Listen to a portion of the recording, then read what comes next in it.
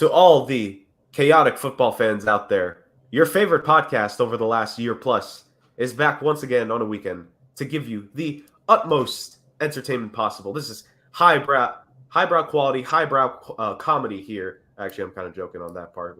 It's not exactly highbrow all the time, but we try. Ladies and gentlemen, welcome to your favorite NFL podcast, the Sports Agents of Chaos podcast.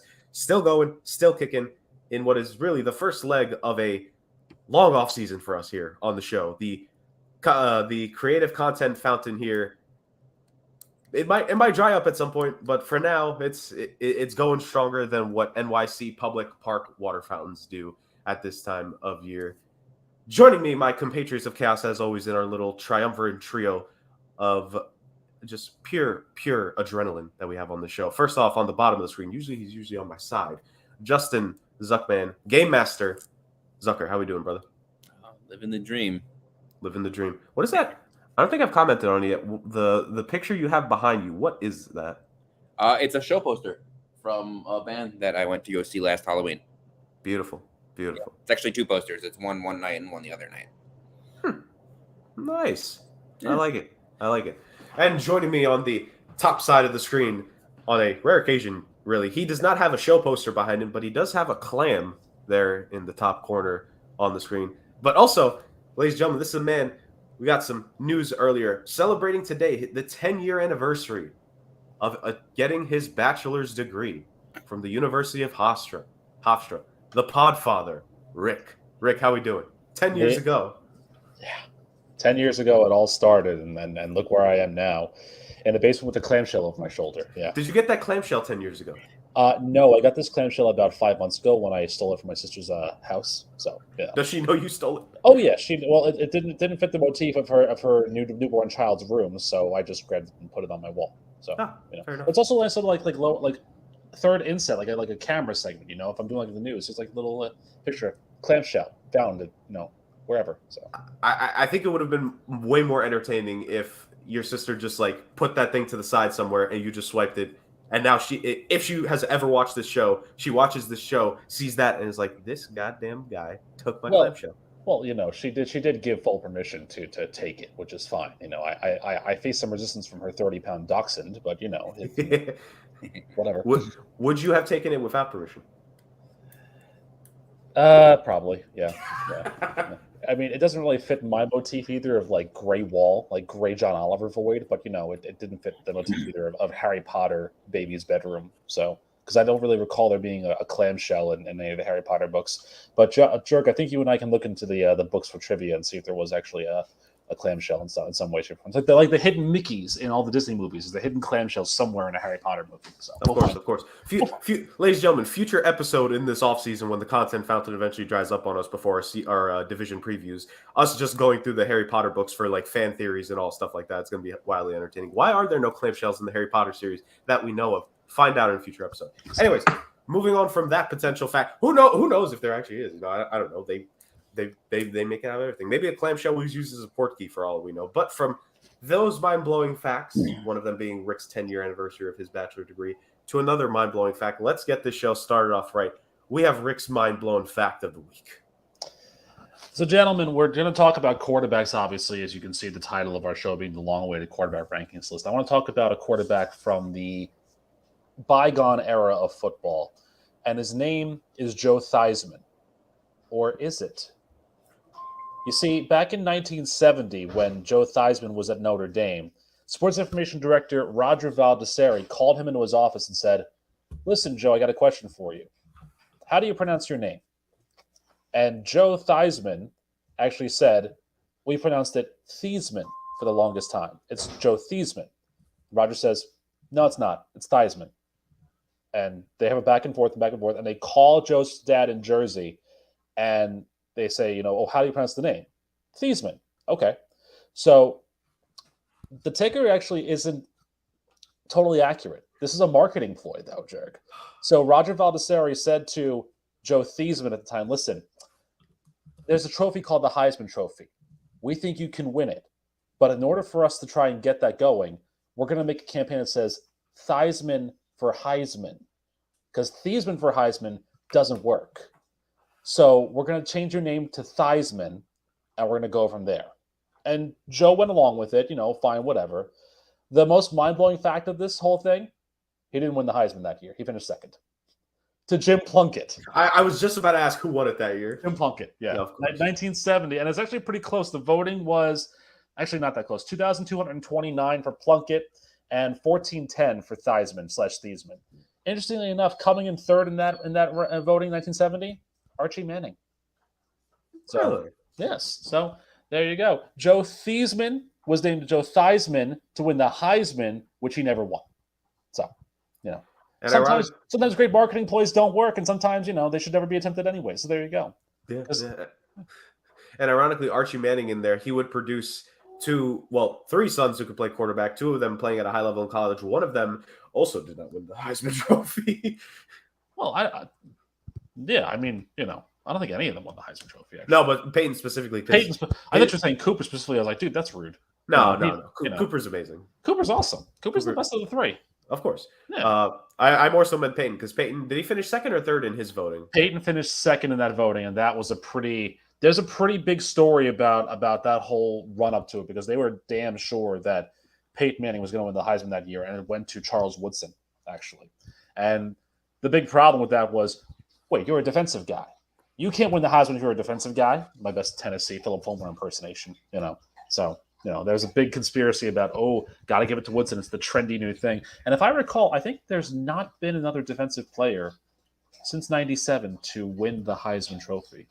I think it has gone back to the quarterback's award, basically. Yeah, quarterback, and every once in a while a running back in there that rushed for over 2,000 yards, or Devontae Smith a couple years ago, who utterly broke NCAA. Well, and of course, since I think like the 05, if you didn't go to USC, you don't count. Sorry, Toby Gerhart.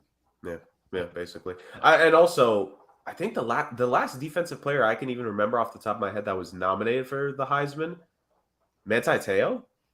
Has there been one since him? There probably has been. It would take me a little bit to try and find that, but I think there probably has been somebody who's maybe not a finalist, because I think that might be why we think of Manti Te'o more so, but definitely voting. There's definitely been some defensive players that have gotten some considerable votes in the past. So something to look into. Yeah. Well, while we could look into that potentially one day, maybe that'll be a trivia one time. But while we await for future trivia, we have trivia right now. We got Justin's trivia for us, ladies and gentlemen. And let's get to it. Our games master. Do we have an update, Rick? Actually, Aiden Hutchinson finished second the year that Bryce Young. It was a very distant second. Bryce Young had 684 first place votes in 2021, so he won going away. He was the only guy to get 4 digits. He had 2,311 points. Aiden Hutchinson was second with 954. So you want to talk about destruction? There was that one. Did Bryce sweep the first place votes?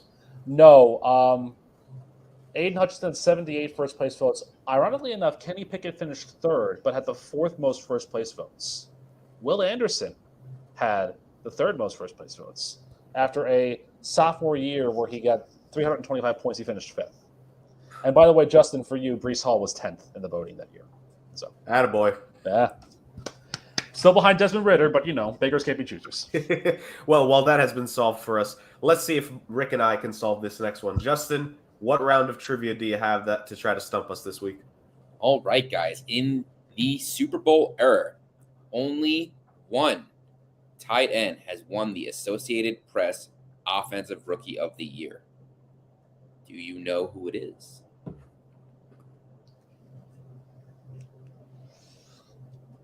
This is interesting because there have been a lot of really, really good tight ends that have played in the NFL, but rookie of the year tight ends. Well, I could already eliminate one person because I don't think we want to glorify Aaron Hernandez on this show for any reason. He was an excellent football player, but he didn't have the medal. Him and Gronk were also drafted together. Like that was the same draft, if I'm not mistaken. It was. I don't think Gronk won it. Yeah, no, I don't think so. Because I don't think Gronk had a good rookie season. So I'm trying to think about who tight ends that were really good as rookies, and Shannon Sharp sticks out to me as a possible name, a possible contender there. Tony Gonzalez. Tony Gonzalez, absolutely. Antonio Gates, absolutely, is another one. Kyle Brady, just to make Justin really angry, is the name I'm thinking of as well. I'm trying to think of who else it might be. Oh, what about Shockey? Jeremy Shockey did have a really good start to his NFL career. He really did. If you stop his career, if you had just projected his career out after his first 4 or 5 seasons, he would have been. Oh, you would have been excellent with that. Absolutely. Wow. Yeah, because that name like just literally threw it and flew into my head there. I was like, wow. But see, Super Bowl era is interesting because then you're bringing up like the guys from the '80s because the tight ends were used a lot more significantly too in the '80s and '90s. They were a main receiving option as well. I mean, they still are, but I think more so because you didn't have the electric wide receivers that you do now. So I don't know, Jurg. What do you think? What's on your mind? I'm leaning towards a slightly older name here because even some of the best tight ends in the league today, their rookie season wasn't all that. Travis Kelce, George Kittle, Darren Waller, their rookie seasons weren't elite offensive rookie of the year caliber seasons. Yeah, and they're also recent that I think we would remember, despite at times my brain being as table varnish smooth as the desk I have my laptop on. I mean, I would like to think I would remember if a tight end won Rookie of the Year recently. So I honestly want to take out anyone over the last at least 10, 15 years. So you want to go a little further back than you're saying? Yeah, I would say my first guess, I'll lock it in, Tony Gonzalez. It is not Tony Gonzalez. Also, it's not Super Bowl era. It's the only tight end to win the award. It is not Super Bowl era. Oh, okay. No, okay. Yeah, because you know what? Because I remember, obviously, with the passing of the great Jim Brown this week, there's a lot of talk about him being the first AP Offensive Rookie of the Year, 1957, I believe it was. So there's a lot of them there too. So now that we're talking non-Super Bowl era, Jurg, I feel like there's a little bit of a slight bias in this question, and I'll tell you why. I feel like Justin might be trying to see if, now that I've changed my fandom around, that I might not know as much as I think that I know about my new team. So, obviously, if you think about the great Chicago Bears of the past, you think about guys like Gale Sayers, you think about guys like Walter Payton, the Fridge, William Refrigerator Perry, Dick Butkus, of course.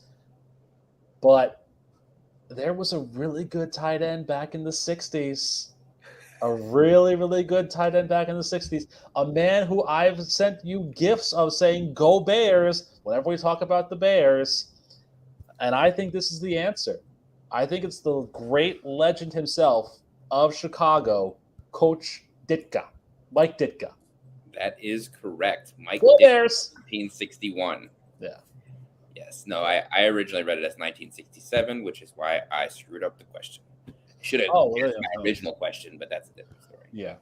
No, but I mean, again, like a lot of great tight ends have come out, but as we said, now that they're a little more recent, quarterbacks, running backs, and wide receivers tend to get that rub. So, hey, let's start a campaign this year for Dalton Kincaid or Michael Bayer to be, Rookie of the Year instead. Maybe. Yeah. Instead of whoever was taking number one. Who was that guy taking number one? I don't know what his name is. He's Bryson. Bryson was. Bryson. Yes. Braun Breaker. Got it. Bryson Braun Breaker. Yes. Love it. Yes. But outstanding round of trivia. But if anything, that round of trivia just proved one thing, that Rick has assimilated himself into the Bears fandom. And I don't know if Chicago fans watch this, Justin. I think they're welcoming Rick with open arms. I think you just made Rick a big plus for Bears Nation. Take him. Super fans! Oh, Lord. All right. Well, that finished that outstanding round of trivia. As always, Justin, you come with the good questions. I don't think I would have been able to remember that and get that by myself, which is why I love it most whenever Rick is here to clean up after my shortcomings. So, speaking of shortcomings, who will be ranked so low in the list, people will think we hate them? One of the quarterbacks, that may or may not be true. Obviously. Who are we going to rank high on our quarterback list? Guys, you see the title episode. Long awaited. Sure, we mentioned this last year, but we never were able to get around to it. But it is finally time for the Sports Agents of Chaos's NFL quarterback rankings now going into 2023. This is something we talked about before. Obviously, this is a staple. Other podcasts have done this before. We're not the first podcast to do it, but we're going to have a little bit of fun because, as everyone knows, the tagline of the show, fun, football, chaos. This segment is going to have everything wrapped in there together. Who are we going to have at number 1? Who are we going to have at 32? Who's going to be ranked higher? Who's going to be lower? You guys are only going to find out one way, and that's me shutting up and us getting to our list. But before we get on to our 1 through 32, or 32 to 1, because obviously we're going to go from the bottom of the list to the top, we have some, from what I've been told, award nominees. We have honorable mentions here for quarterbacks that just missed out on that top 32 threshold. So I know Rick for sure has. I believe Justin did as well if he has his guys he wants to name. But Rick, how about you start us off? Who are your watch list guys that just barely missed out on your top 32? Well, a lot of the just missed guys, I think, are guys that might get a starting job but aren't right now classified as the number 1 starter for their teams. Although there's one that I will say, and you'll be surprised by, I think. So I think San Francisco's backups, Trey Lance and Sam Darnold, are honorable mentions here because, again, we don't know the switch with Brock Purdy, so that's kind of a big question mark there. I also have here Gardner Minshew as an honorable mention. There's a lot of talk about the Colts wanting to start Anthony Richardson, and that's why he's in my top 32. But Gardner Minshew is still a capable NFL quarterback, so I think that he deserves to be in this conversation as well. I love my Taylor Heineke, of course, even though he's on the Atlanta Falcons, so he's up there too. Jacoby Brissett, I think, because Sam Howell is the definitive number 1. And then my 2 surprises that I think I'm going to throw at you. I have Mac Jones in the honorable mention because I think you know why. And I have Kyler as an honorable mention as well, Kyler Murray. Now, the reason for Kyler Murray is more so because he's injured. We don't know how long he's going to be out. So I think it's unfair really to rank him in the top 32. As talented as he is, if you're not going to see him for the whole season of 2023 or for even half of the season, I think it's really unfair to rank him in there against the guys that will probably be starting in his place. So I think that for me, makes the honorable mention list. And again, those could be debated for sure. But I think for me, those guys are on the cusp because they're in QB battles, or in Kyler's case, he's hurt and will be out for maybe 9 weeks, maybe 10 weeks, maybe more. We'll see. So you're muted, Jared. I went with the assumption that I'm making all 32 starting quarterbacks as healthy as can be. So in my multiverse, in the Jurgenverse, Kyler Murray, I'm grading him and putting him in my top 32 based on how healthy he is. And also for my list, just as a little bit of a difference from yours, I went for the most part on who is I've seen listed on depth charts as the current number 1. So I don't have Anthony Richardson on my top 32 because I've seen depth charts where Gardner Minshew is the number 1. And I don't have, I know this is probably the most sacrilege of it all. Rick can forgive me rating Kyler. He can forgive me taking out, keeping Gardner Minshew and not A-Rich. But he cannot forgive the fact that I do not have Bailey Zappi as the Patriots starting quarterback because I've still seen Mac Jones as the number 1. So I'm sorry, Rick. No. That's how I've graded my list. Yeah. Justin, how about you? Do you have any honorable mentions that are just outside your top 32? Yeah, I have a few. I kind of went a little bit different in my grading criteria. For me, it was more, if I'm starting a season tomorrow, who do I think is going to win me the most games? Who do I think is the best quarterback? And I did not take injury into account, although I did take into account injury-prone players. So if I think that you're not less likely to make it through a season, you may be able to win me the first 4 games, but I don't think you're going to make it very far. That hurt me. That hurt certain guys for me. So in my honorable mentions category, I guess you could say, there will be some repeats, and there will be some teams that are in the honorable mentions and don't make the top 32 quarterbacks. So for me, I had Trey Lance there. He has not played consistent football for over 2 years. He may be a very good quarterback when he plays. We've yet to see him really play. So I have Trey Lance down there, Sam Howell as well, Desmond Ridder, and Mac Jones as well is in my honorable mentions. Okay. So Justin leaning on some of the veterans for his top 32. So this will be a very interesting top 32 list, to say the very least, lads. How about we go, because we're really going to go one by one once we get to the top 10, ladies and gentlemen. We're going to go in little clumps up until then. So how about we go? Let's go 5 or 6 at a time, depending on how many it takes us. I'd say it should take about 4 rotations of all the others before we get to our top 10. No, sure. So let's start with our bottom 5. So from 32 up to 28 is what we're going to start on. So, Justin, how about let's just keep it with you from number 32 to number 28. Who are your quarterbacks in that order? Well, all right. So before I get yelled at here, I have to explain something. I had Mac Jones at 33. So to me, I think the better quarterback on that team is Bailey Zappi. But there's something going on there to me that he can't beat out a quarterback that's better than him, that he's better than, in my mind, in a Mac Jones. So I have him ranked at 32nd. I think that it's a possibility that he starts this year for the Patriots at some point. But if you're not beating out Mac Jones, who is clearly on the downswing in terms of, performance, and people are not sure he's going to continue as a starting quarterback there, you have to be able to beat that guy out in camp. So, I mean, it's still early this year. We'll see. But Bailey Zappi is my 32. At 31, I have Ryan Tannehill. And not because of, lack of skill, but look, he's on the downswing of his career, and things just are not working out there. So at this point, if I had to take a quarterback to start a season, Ryan Tannehill's not that guy. At 30, I have his current backup in Will Levis. I think that their style of play is very similar. I think he's got a much better arm. He has not proven anything yet. I think he's the better option there in Tennessee. I'm going to go with youth, and I'm going to err on the side of caution since he is a rookie, and I'm going to go with Will Levis. 29, I have C.J. Stroud. I don't know about him coming in. I think that he had a lot of strong receivers. He had a lot of weak competition. He struggled sometimes with decision making, and it's going to be interesting because a lot of those issues that he had in college do not translate well to the NFL. We'll see. I think the Texans have done some work. Their offense has improved. I don't hate their offensive line. I think it's very upper middle of the pack, kind of 16, 15, 14 in that area. And they did help him with some receivers. So we'll see how he does this year. And a weaker schedule because, again, the AFC South plays the NFC South as well. So that's 10 games in the South that they'll have. And then I'm only given 5. So what would I give now? That'll be 28, I think. 28 is Kenny Pickett. Kenny Pickett was very good for what he was last year. They were an excellent defense. He kept his team in games. He won. But as far as quarterback skills are concerned, he wasn't really, lighting things up for me. Like I said, he's a winner. I like Kenny Pickett.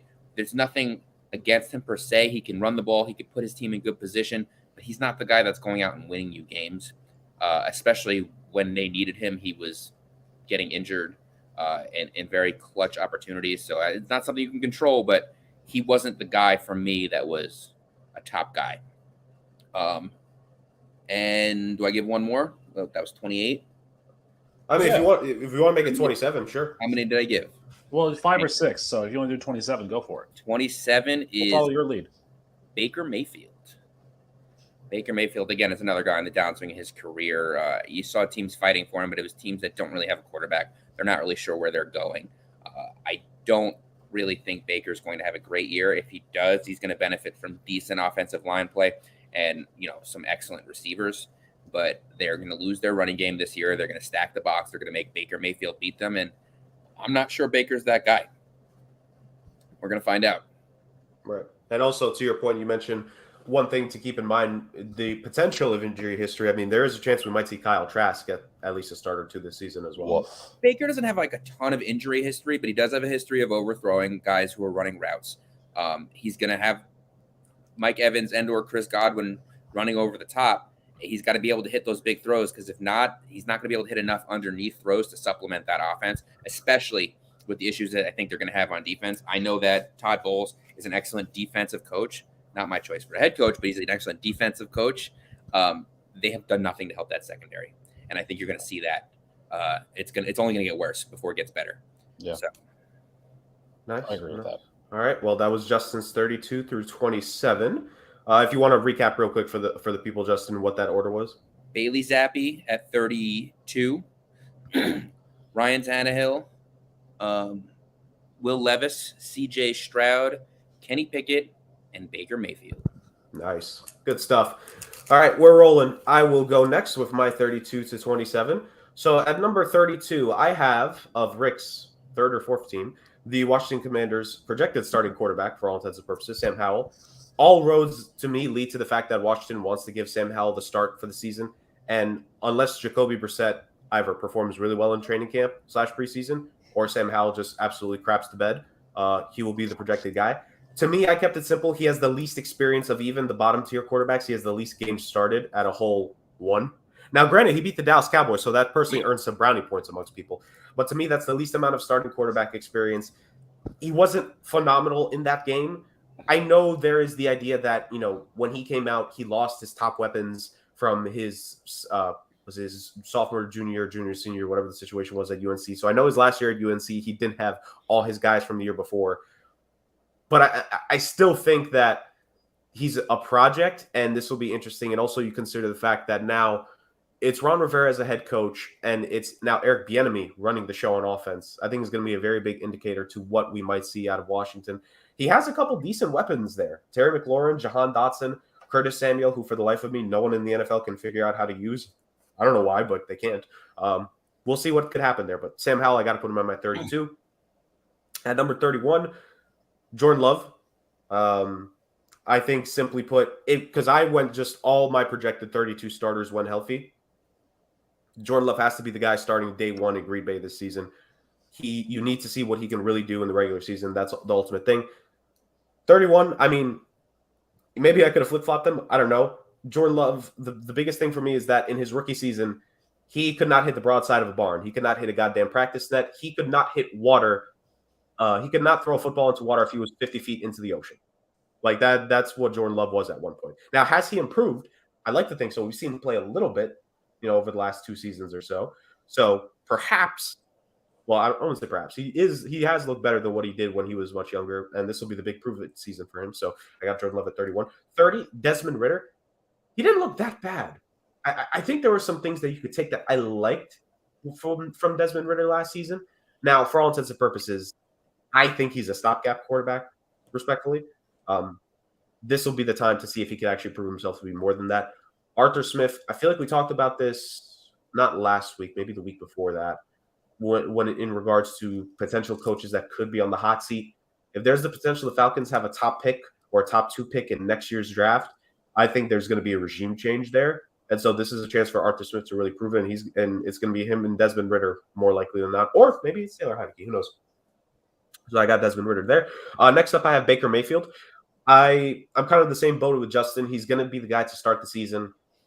He's really just there because they needed somebody. He did play better with the Rams last season. And Sean McVay, good Lord, that man not only makes assistant coaches and coffee guys head coaches, he can also make, guys who should be out of the league get one last chance at being in the league. So the magic of Sean McVay continues. When he's behind the commentary booth, eventually it'll be amazing. But I got Baker at 29 for now. At number 28, I got McCorkle Jones. I wasn't that high on him coming out. I felt his rookie season was an aberration.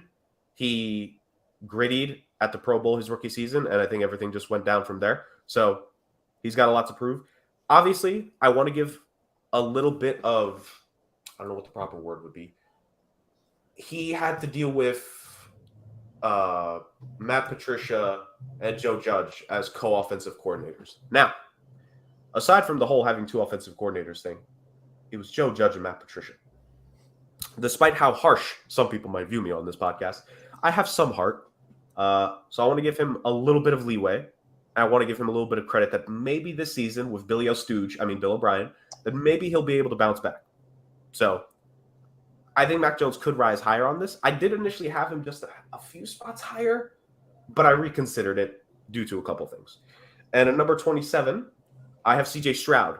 I know it's hard ranking rookies and how high do you rank them because they haven't played. I like the idea of potential. Like, potential will do one of 2 things. It'll make you look like a genius, or it'll get your ass fired really quick in the NFL. And CJ Stroud's a quarterback that you just got to take that chance on.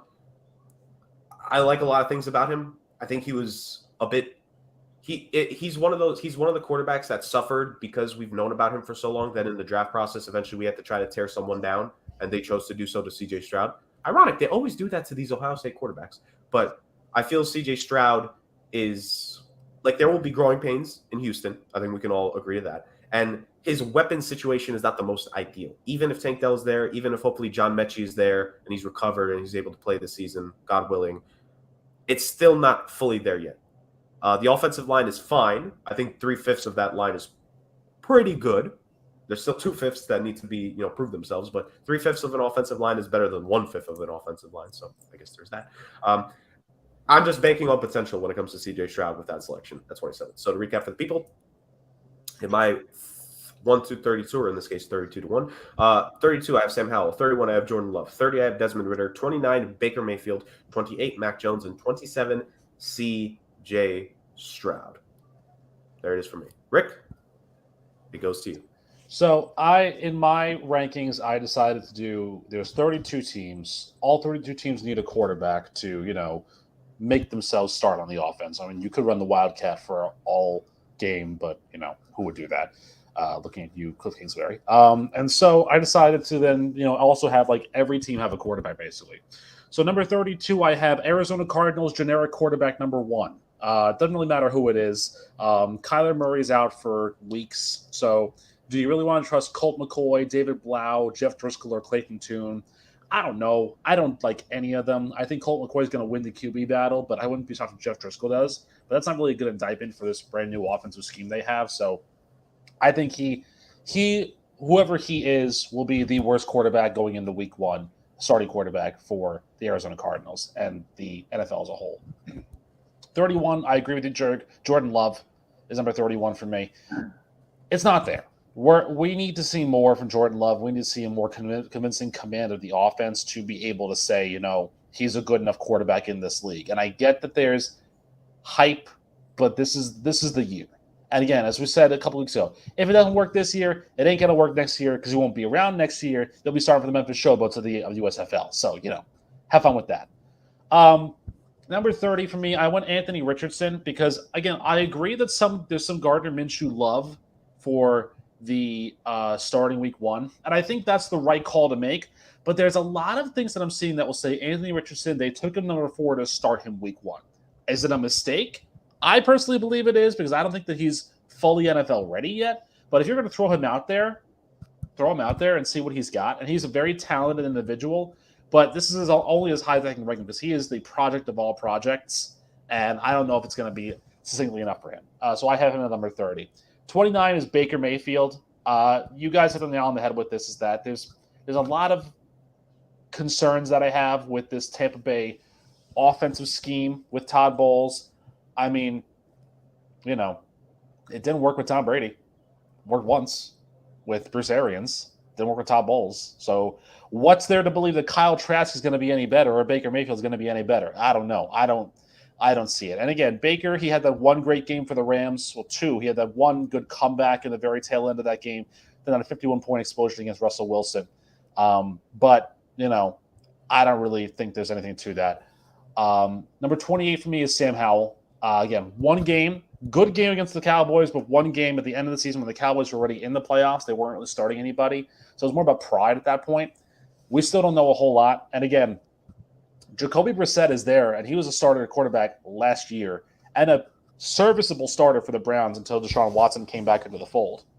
So I think there's going to be a nice challenge in training camp for Sam Howell, too. And let's see if he rises at the top. Again, he's the QB1 until proven otherwise, and we'll see what happens there. And number 27 for me is Desmond Ridder in Atlanta. Had some good points, had some good games, but also showed a lot of rookie mistakes and rookie unawareness. And again, I think that was, okay when it was Marcus Mariota as your backup. But now that you have a proven winner in Taylor Heineke behind you, I think that there's a little more edge and a little more question marks that I have. I know he's not a proven winner, but he did start a playoff game. So did Mariota, but Mariota is also trash. So anyways, that's my 32-27 is Colt McCoy or insert Arizona quarterback named here, Jordan Love, Anthony Richardson, Baker Mayfield, Sam Howell, and Desmond Ridder. If I'm Arizona, if I knew Kyler was going to be out for the entire season, I'm not even joking, and this is why I wish the NFL had 1-week contracts. I would just keep signing quarterbacks on 1-week deals. That way the opposing team would never know. 1 week I'm going to start Colt McCoy. Next week I'm going to start David Blau. Next week I'm going to get Kellen Mond. I'm going to get Skylar Thompson maybe in a trade. I'm going to try to get Rick Sky. Rick Sky from the draft. Tanner McKee. I'm going to keep signing free agents. I'm going to keep signing practice squad guys just for 1-week deals, and I'm going to figure this out. I mean, I would just do keep that. putting them on IR. I would do that too, but try and recapture the glory of when they were good. I would sign Jake Plummer for a week and see what happens. I would sign Carson Palmer the next week, and then Derek Anderson, Kurt Warner, Derek Anderson, Matt Leinart, Ryan Lindley, Kevin Cobb. Kevin Cobb would be great. John Skelton. Fordham boy, John Skelton. Get all the great Arizona quarterbacks of the past and just bring them back for like a 1 week retirement tour. Just and just start to have the bodies pile up on the sideline as Kyler waits to come back. Bodies. All right, Yes. Now my fantasy aside, let's go to the next order in the list here. Let's go. In the meanwhile, while my compatriots spoke, I actually gave us a little bit of semblance of order here amongst the chaos. So let's go from 26 to 21 now for our quarterback list. We're gonna do this in round robin style. So Justin, we'll go to you now. Let's go from 26 to 21 on your quarterback rankings. All right. So I think a lot of the way people look at quarterbacks has to do with performance. It's what have you done for me now lately? And so as I get a little bit farther down into my list, you're going to see quarterbacks that are popping up that are going to, I think, play very well and be higher in people's mind due to being in a great system and being in a place that will benefit their style of play. And I think that's why you're going to see my 26th quarterback here, Anthony Richardson. I think that he's going to benefit greatly from the style of play that's going to be put into place by his new head coach out of Philadelphia. I think that they're going to run a very similar offense to what they had in Philly. And Pittman and Alec Pierce are going to stretch the field. They still have a very good offensive line. They're going to be much healthier this year, hopefully for them, fingers crossed. And Jonathan Taylor is still there. So I do think that you're going to see Anthony Richardson throw the ball a lot. I think you're going to see him have a lot of success in rookie year. It's just going to depend on when he's going to start. And I think a lot of people think that that's going to be week 1. And I wouldn't be remiss to see him beat out Baker Mayfield. Not Baker Mayfield, Gardner Minshew. Sorry. Anyways, my next pick is going to be very similar. And I have him so low because of his similarities to Trey Lance, although for different reasons. Deshaun Watson has not played football in 2 years as well. The only reason that I have him so high comparatively is because we've seen what he can be. He does have a better system now. He is going to play in Cleveland with an offensive head coach in Kevin Stefanski. He's got some good receivers in Amari Cooper and now Elijah Moore.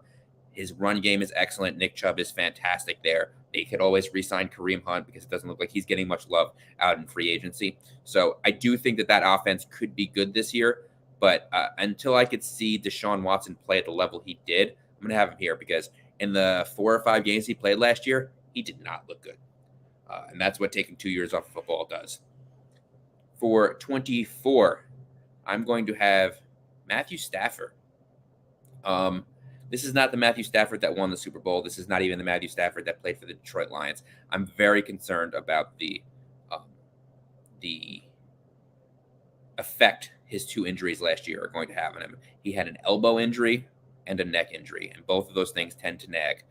They tend to hurt, and you don't know who he's going to be, especially behind an offensive line that played very poorly last year. That team is losing pieces left and right.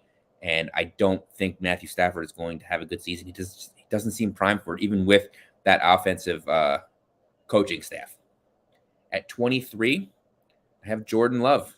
I know a lot of people are going to go a little crazy because I have him so high. I mean, 23 on a list of 32 quarterbacks. But look, I like his offensive scheme. I do think that they have a good running game there with A.J. Dillon and Aaron Jones.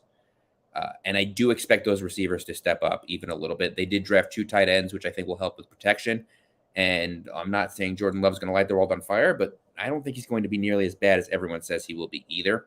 They're going to rely heavily on that defense. So we'll see how long he can stay on the field when he has to. At 22, Bryce Young. I'm going to have Bryce Young from the Carolina Panthers. I think that he has a rough start rookie year. I think out of the schedules that I've seen in the NFC South, the Carolina Panthers have one of the harder ones. That being said, I love everything they've done for him. I wish they had a little bit better receivers. I don't really love Adam Thielen anymore. I think he's had a great career, but I think he's on a downswing. DJ Chark is not going to be the answer there. I know they drafted someone, Jonathan Mims, was it? Or Jonathan Mingo? And they do have a very good running game and a good offensive line. I love the coaching staff, but he's still a young guy. He's still small, and there's going to be growing pains for him in the NFL.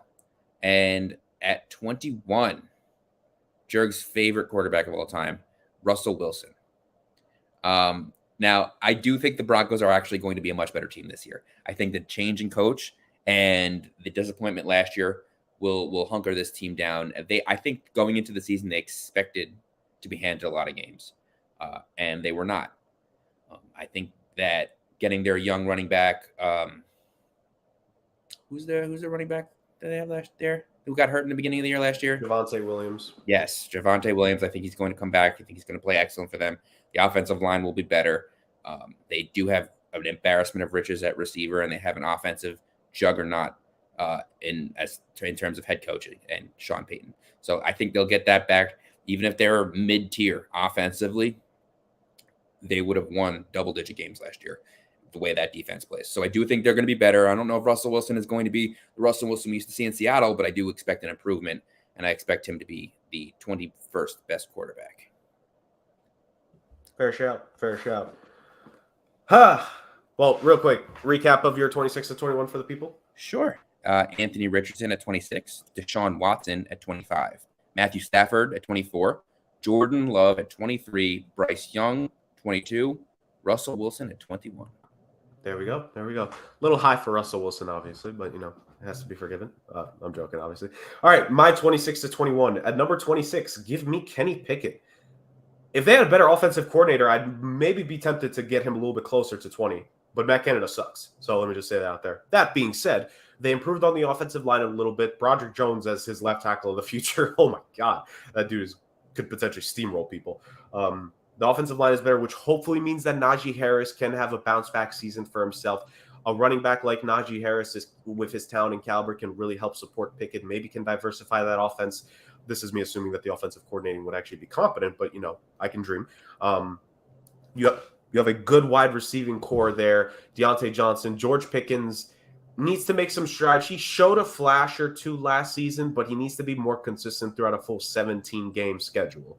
I know a lot of people, and trust, this is a George Pickens podcast, ladies and gentlemen. This was a group of guys who were very high on him. Even in our mock draft last year, I want to say we picked him relatively high, maybe late first, early second round from memory. So we want George Pickens to succeed. But really, aside from a game or two, it was some inconsistencies, which is bound to happen with wide receivers. And still, 800 yards for a rookie receiver out of the second round, not bad. So, and the Steelers are very well known for developing their guys. So potential for George Pickens and Pickett to have that good connection here in year two as they both take that next step.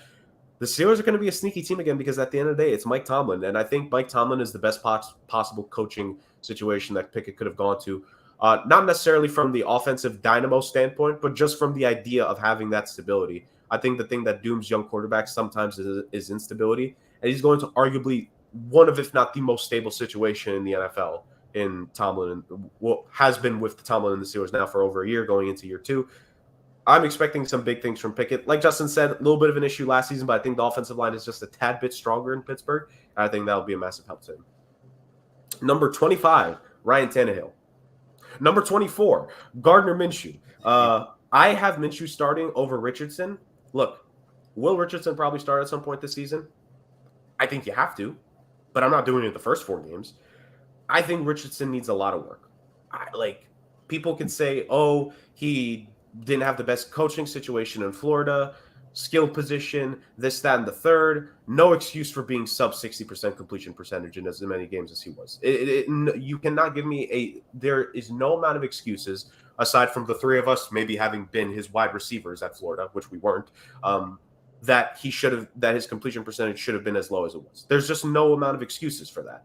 I'm not saying he can't be good. I'm not saying I don't want him to be. I think he's the quarterback that Shane Steichen wants to have in Indianapolis. I think he can make him something, but I don't think it's the smart thing to do. I think Gardner Minshew should start the season to give Richardson a little bit more time. And Minshew's a good veteran. He's paid his dues. He had the knees cut from out under him in Jacksonville when they didn't want to start him anymore in terms of trying to get the first overall pick. In Philly, he was the backup. He played his role. He bided his time for Jalen Hurts and was that supportful quarterback. And now he gets a shot here with Indianapolis to get a couple starts. I'm not saying he's going to light the world on fire, but I think Gardner Minshew has some talent that I think situationally he's never been allowed to show for a more than 3-game stretch at a time. Because even think about it, in Jacksonville, they paid Big Richard Nick Foles to be the guy at first. He got hurt, and that's when Minshew Mania came out. So I got Gardner Minshew at 24. Bryce Young at 23. Again, rookies, it's always kind of tough in terms of ranking them, but I'm with Justin. I think Bryce Young will have the typical rookie season, might have some struggles at the beginning, might put up some good numbers, I think, with his mobility. I think his passing numbers will actually be a little bit better than what most would expect, just because I think his mobility will create a lot of time for those receivers to get some separation, even if old man Adam Thielen can't necessarily separate like he used to in his prime years anymore. I think that's still a good veteran option. DJ Chark is there. I think overall, Bryce Young is going to be pretty exciting this season and will be the ultimate X factor if maybe the Carolina Panthers surprise us when it comes to the NFC South. Because again, most wide open division. Speaking of most wide open division, Derek Carr at 22. I at one point was a very staunch Derek Carr supporter. I thought he was screwed over in Vegas/Oakland for so many years. I thought John Gruden wanted to get rid of that dude from day one and replace him with someone else who could run the Spider 2Y banana. But the last year and a half or so, I've kind of taken a step back on Derek Carr. And he's a fine quarterback. He's a good quarterback. Every once in a while plays like a great quarterback. But he's just not that guy. He is just not that guy. And if we're talking about what Justin said, if one of the things we need to consider is how confident are you for a 17-game regular season, he's going to be that dude for you. He's going to be him. Derek Carr is not him. He's just not. So that he's my 22. And my 21 is Justin Fields. Part of this is really banking on potential. Part of this is really banking on a big step up. But I think if they've figured out how to run that offense more consistently in Chicago, now with DJ Moore there as a weapon, now with the slight, albeit still could be a little bit better, improvements on the offensive line, Justin Fields in Chicago could be interesting. I'm expecting them to be the third place team in this division at minimum this year. And I'm expecting him to take that leap. The number one thing for me with Justin Fields and what could be the X factor of what his career arc will be, completion percentage. Hasn't been the best so far. The expectation is that he needs to improve it. You have DJ Moore. You have Cole Kmet. You got some guys there now. You got to take that next step. But I'm banking on – some of this is banking on potential. I'm going to bank on Justin Fields' potential here to make him the 21st best starting quarterback in the NFL. So my 26 to 21. 26, Kenny Pickett. 25, Ryan Tannehill. 24, Gardner Minshew. 23, Bryce Young. 22, Derek Carr. 21, Justin Fields. So there's my 26 to 21. Rick, back to you. Let me just state one thing about Anthony Richardson versus Gardner Minshew, because I do agree that Minshew should start week 1. Last year, I told the Bears, my new team, don't start Justin Fields until week 3. And they started Justin Fields week 1. Now, it worked out for them. So I'm thinking that the Colts, like the Bears, aren't going to listen to me. That's why I have Richardson in my top 32, which, fair. If you don't want to listen to me, fair. Fine. But, I'll rant about you at the end of the season. So following that arc, are you going to be a Colts fan next season? No. I was just going to ask that. No. Bears are terrible. No. Both of my brothers-in-law are Colts fans. I will not be joining that bandwagon. I like to go my own way, so that's why I'm on the way that I am. 26 and 25 are going to be guys that are going to be in the same mold, that are guys that are in prove-it years. There's a lot of hype and a lot of talent and a lot of talk about these guys coming in and being, spots that they are. And I think there's a lot of struggle as well for them. So 26 is Russell Wilson, 25 is Ryan Tannehill. Didn't do anything for you guys. Okay, I thought it was going to be a lot better than it was. Okay. Well, 26 is Russell Wilson. You name a sandwich after yourself, you fall to the lower tier of the rankings. I'm sorry, but it's not. And again, Justin's got a point. Maybe Sean Payton's the right guy here, but I got to see it. Ryan Tannehill, 25. Let me tell you something. When you drive your backup quarterback so far that he's on Instagram curling and applying for the 2026 Winter Olympics like Malik Willis just did, as we just saw, you ain't a great mentor, Ryan Tannehill. You ain't a great mentor. I'm sorry. I don't know why the Jets ever considered bringing Ryan Tannehill into New York, because he's awful. To be fair, he did tell us from last year that he's not going to mentor these guys. Oh, I know, but you can say you're going to be a trash human being, but if you prove you're a trash human being, that's on the other, liberty for life. Number 24 for me. So I'm going to go a little different here. I understand the hype surrounding Bryce Young. I do. But if you remember the mock draft that we did, I'm sticking to that gun where I believe that CJ Stroud is going to be a better quarterback prospect because I believe in the height. And I believe that a quarterback who can actually see over the offensive lineman can actually tell better where the ball's going to go when he throws it. Bryce Young is a very talented quarterback, but I think that the intangible of him being 5'10" is going to be a hampering factor. So I have Bryce Young at 24 and CJ Stroud at 23. Again, very talented. You could flip those two guys if you wanted to. That's completely fine with me, but it's my list, so shut up. Bryce Young 24, I think CJ Stroud 23. I think that's just – I like Stroud a lot better, and I think that thank you. I like the Houston Texans offensive game a little bit more than Carolina. Again, we'll see if Adam Thielen can replace DJ Moore, great, but I don't know if we can. So we'll see what happens there. Number 22, I have Kenny Pickett, and it's not an indictment on my good friend Mike Tomlin. It isn't. I think Mike Tomlin's a great coach, but I think that Kenny Pickett showed a lot of rookie rust and a lot of rookie nerves last year, and he was the top overall quarterback taken in the 2022 NFL draft.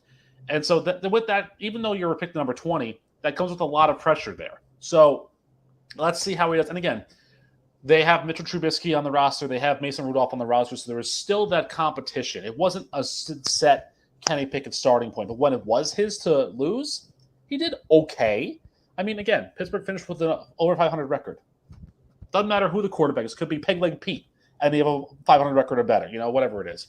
Now, I will say this. When I looked through the rankings and I looked through what was going on, if you notice, Pittsburgh, Atlanta, Tennessee, and Carolina all took quarterbacks last year, and I all had them below my guy Bailey Zappi for a very important reason. How do you mess on this talented quarterback? Bailey Zappi is number 21 on this quarterback ranking list. I'm sorry. I understand Mac Jones might be the number one starter, but he shouldn't be. It should be Bailey Zappi. Bailey Zappi has more talent in one toenail than Mac Jones has his entire human body.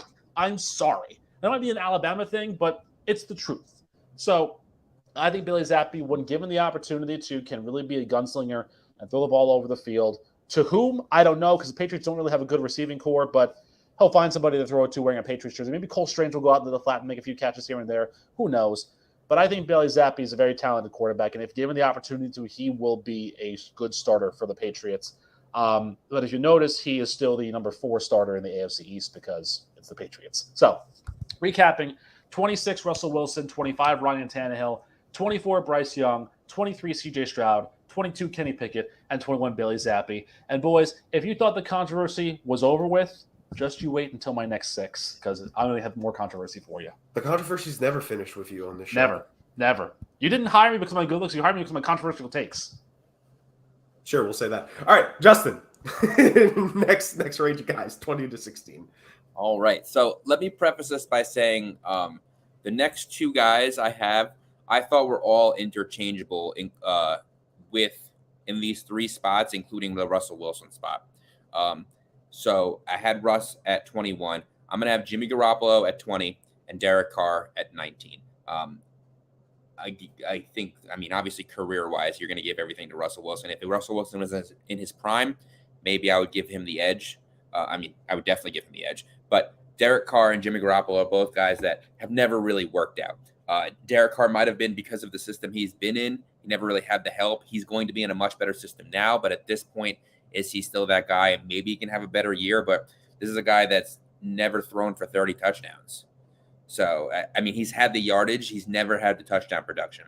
So we'll see if that could change in New Orleans. It is a change of scenery, but I don't see him getting better as he gets older. And I feel the same about Jimmy Garoppolo. He's always been in an excellent system.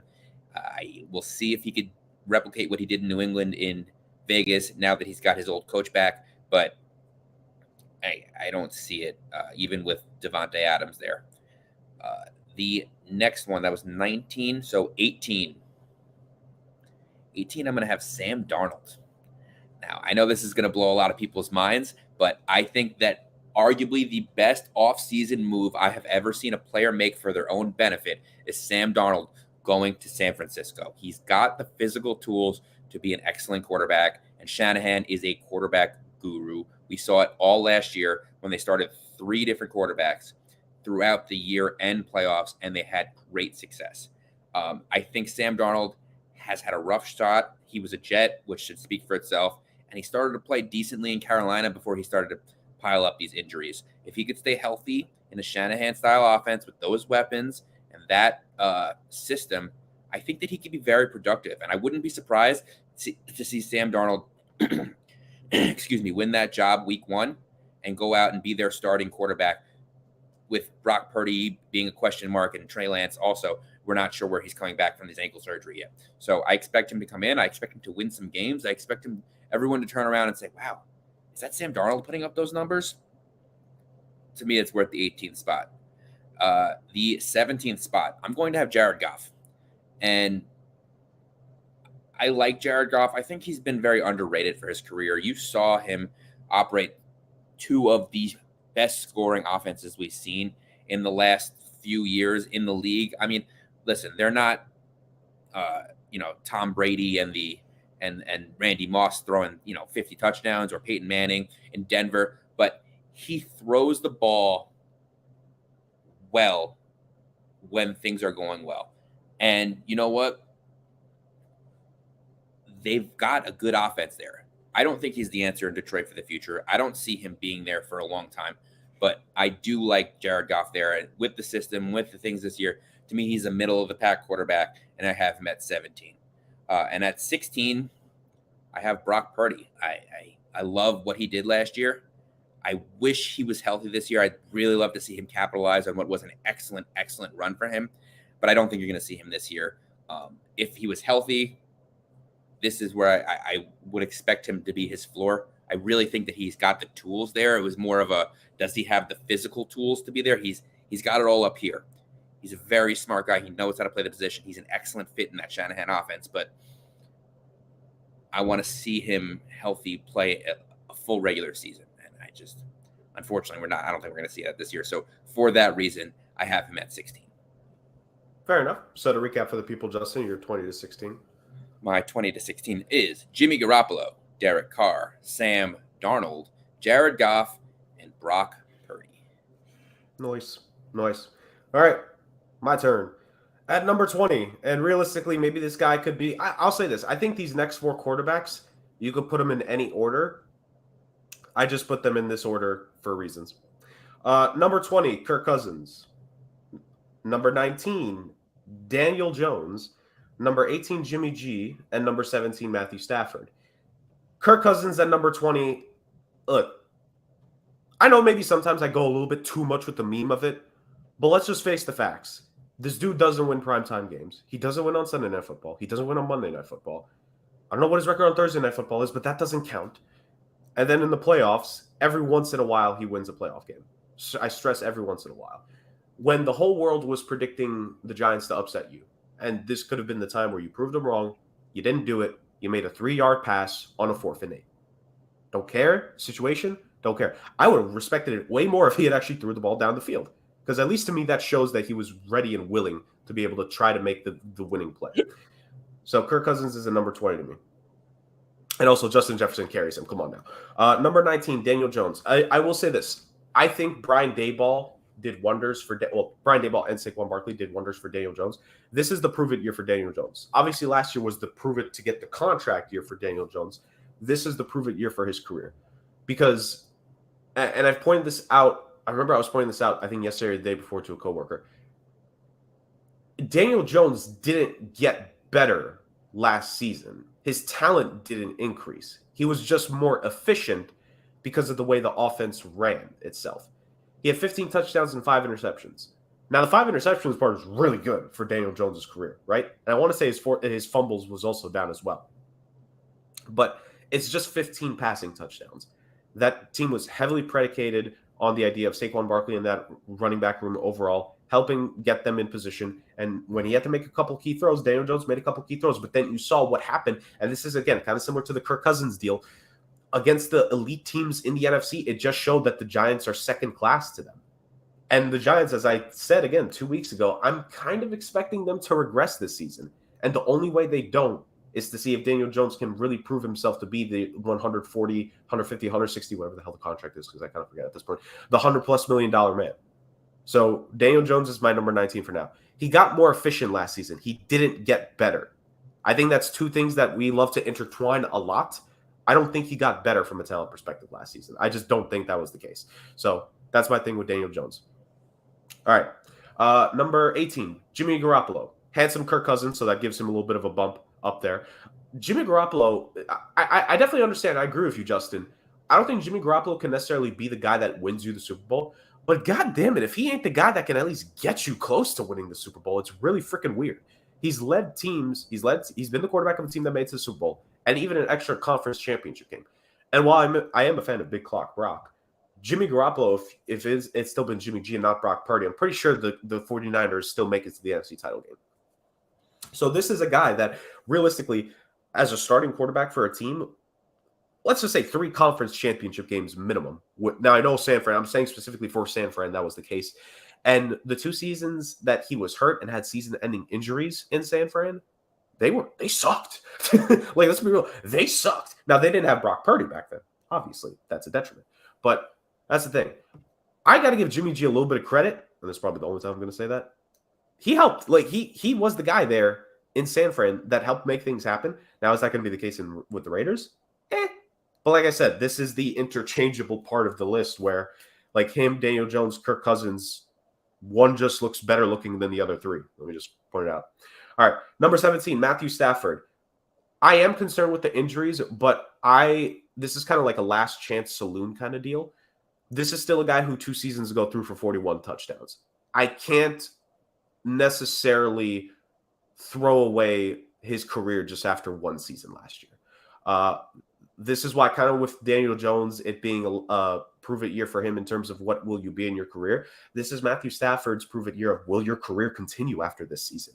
Are those injuries too much to overcome? I think that's a fair question. At the same time, this is still a guy who I think still has the arm talent. I think this is still a guy that has the ability to win a game or 2 with his arm. And this is still a guy that Sean McVay traded for him. And look, we can say they sold their soul. They're suffering for a couple of years here. They got the Super Bowl. And they got the Super Bowl with Matthew Stafford. And that gives him the slight edge to me over the guys that I just brought up here on my list.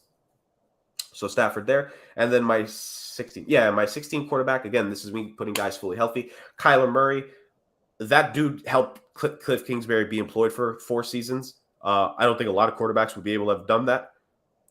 You saw consistently in Cardinals games when they started to go away, because it was, ironically with me saying this word, it was scripted that Cliff Kingsbury would mainly run his scripted offensive plays in the first quarter and the second quarter. And then in the third and the fourth quarter, it would kind of go more into freelancing style, letting Kyler Murray do his thing, etc. Ain't it ironic that the Cardinals were better offensively in the second half than in the first half when it wasn't as much as Cliff Kingsbury's plays anymore? Coincidence? No, like it's just facts. Like Cliff Kingsbury was just a detriment to that team at that point. I'm not saying Kyler Murray is perfect. I'm saying there are a lot of things he needs to do better. I hope he's actually rehabbing this offseason, not just playing Call of Duty and waiting for GTA 6 to come out. That may not come out before the end of his career, but who knows? But at the end of the day, I think Kyler Murray has talent. I think he's got the running ability. I think if Justin Fields can become what Kyler Murray is, I think Chicago would be pretty happy about that. Sans maybe, once again, improving a little bit more when it comes to the throwing aspect of things. But I think Kyler Murray deserves to be a top half of the league quarterback when he's healthy.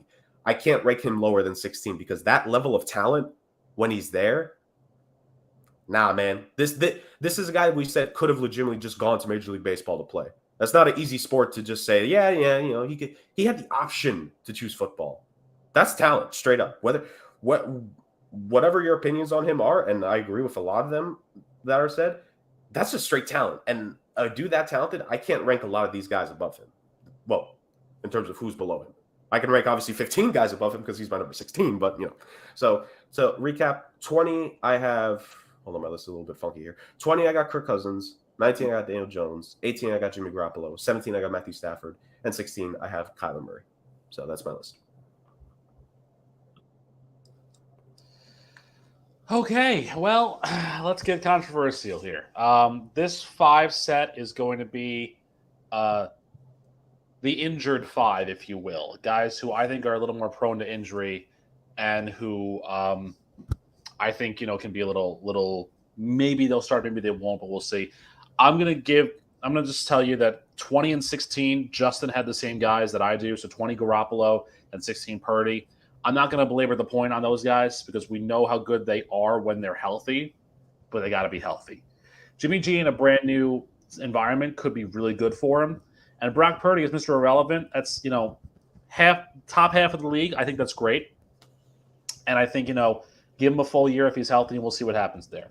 I'm actually also going to go back like this. So 2016, I told you, 19 and 17, because I think they're similar. Derek Carr, 17, Matt Stafford, 19. I think they're very similar type quarterbacks, and they're also very similar injury stories. And this is Matthew Stafford's last chance, I think, really. And again, the Rams have done him no favors because they have no good backup quarterbacks in that room again. And Derek Carr being in a brand new environment, I think we'll see how that works. I think that if it was any coach other than Dennis Allen, he might be top 15, but it's Dennis Allen, and Jurg knows, as well as everybody else, that Dennis Allen is the most mid-coach of mid-coaches. So I think Hold on. Calling him a mid-coach is a compliment. He's below mid. Well, I mean, if we're doing a coach ranking, I'll put him at 16. I think he's mid of the coaches, So that's generous. I mean, generous, but he was a good defensive mind when he was defensive only. So we'll go with that. When you have, again, as we said a couple weeks ago, if you're very good at one thing, stay in that one thing. Don't try and do more things. 18 is where I'm going to hit you with the most controversial one that I have so far. Tua Tagovailoa, number 18. Now, there's a reason for this. It's injuries. Primarily injuries. Last year, this guy took a beating. And it was so bad that in his most recent press conference last month, he talked about walking away from the game at 25. So you've got to really wonder how much more he can sustain. He's an absolutely talented quarterback. No question about it in my mind. The problem is, if he's not going to be able to change his running style or change the way that he plays, and he still gets the level of attacks that he got. And Justin, by the way, the Dolphins signed Cedric Ogbuehi from the Jets to be his offensive lineman. So I have no confidence in that. I don't know if you could do that because he was not a very good offensive lineman. He's a backup, right? But he might start. He's a backup, but he might start. Scott Thompson. I don't know. Considering that Dolphins offensive line, he might get a start. Maybe. I have Tua here because yes, he's supremely talented, but the big question that I have is, can he stay on the field for a full 17 games? When he was on the field last year, he was electric. No question about it in my mind. He was a really, really good quarterback. And he'll probably be a top 10 quarterback if everything was the way that it was. But as Jurg knows, if ifs and buts were candy and nuts, we'd all have a very happy weekend in life. And that is just not the case with Tua Tagovailoa. This is a guy who had to take jiu-jitsu in the offseason to learn how to fall properly. I'm sorry. I can't condone that. It's difficult for me to say because, again, look, yes, he's talented, and this is a controversial pick. But if he's fully healthy and if he can stay through the fall season in 2024, I will give him full props and put him where he rightfully belongs. I cannot do that right now. And I think it's probably better to underrate him at this moment to make him prove me wrong, like Jalen Hurts did. That's really underrated, though.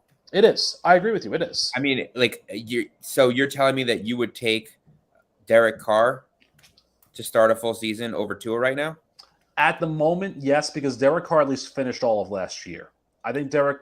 But I know he wasn't good, but I think at the same. I'd rather have Tua in 10 games than Derek Carr in 17. No, because it's a 17-game season, not 10. I can go 10-0, but if I don't have Tua and I lose the next 7, what does that make me? Look, I understand that, and I think that's the reason that they probably missed the playoffs last year, is because he missed 4 games and he was hurt in a couple more.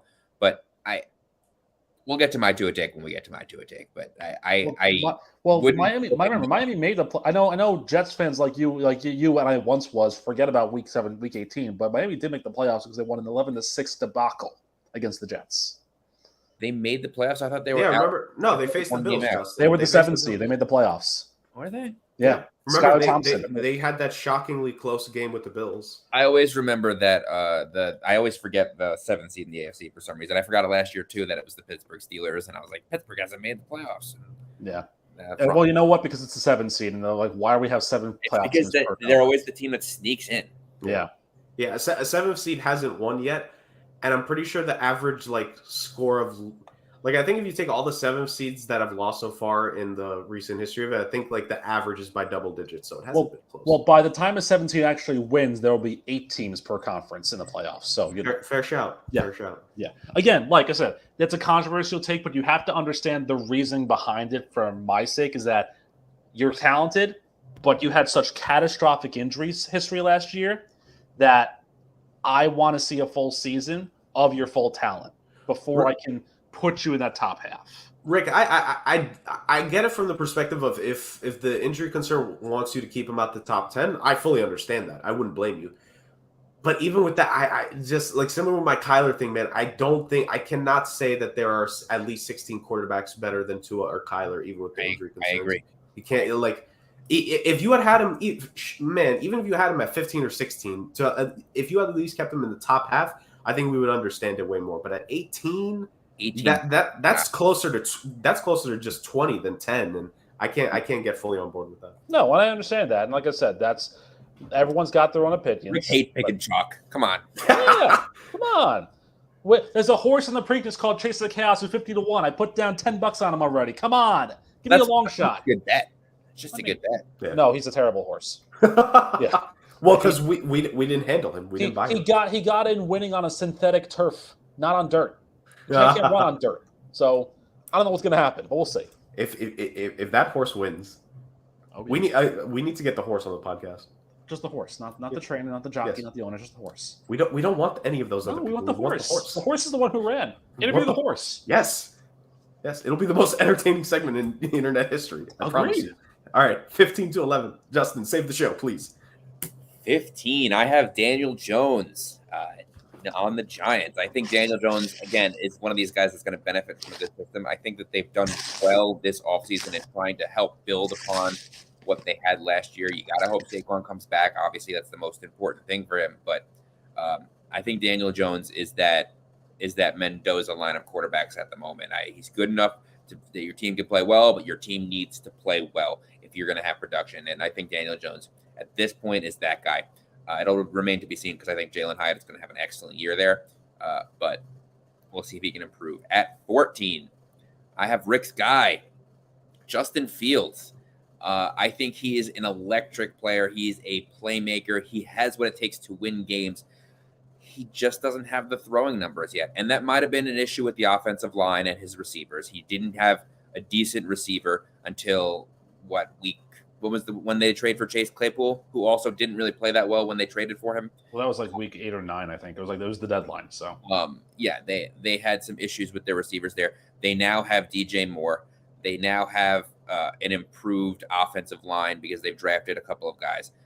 And I think his throwing numbers will go up. If his throwing numbers explode this year, which I don't know if they will, but if they go up, then obviously you could see him, go even higher than what I have him at 14. But he is a playmaker. He is a winner. I expect him to have 3 brand new top receivers this year. And I think that they will improve solely based on his quarterback play. At 13, I have Jurg's favorite quarterback again, Kirk Cousins at 13. I think that, listen, he is a quarterback in a top 5 offense. You can make any excuse you want. You could say Dalvin Cook is an elite running back, and that's why, although that's not the argument I'd make for that offense, it'd probably be Justin Jefferson.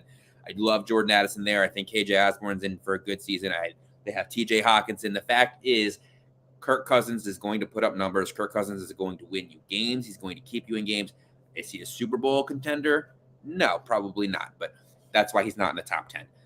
I think Kirk Cousins, even at this age, even as a fraud, even though he ran the play that was probably designed, as that was definitely an underneath route designed to TJ Hawkinson that was just sniffed out by the Giants.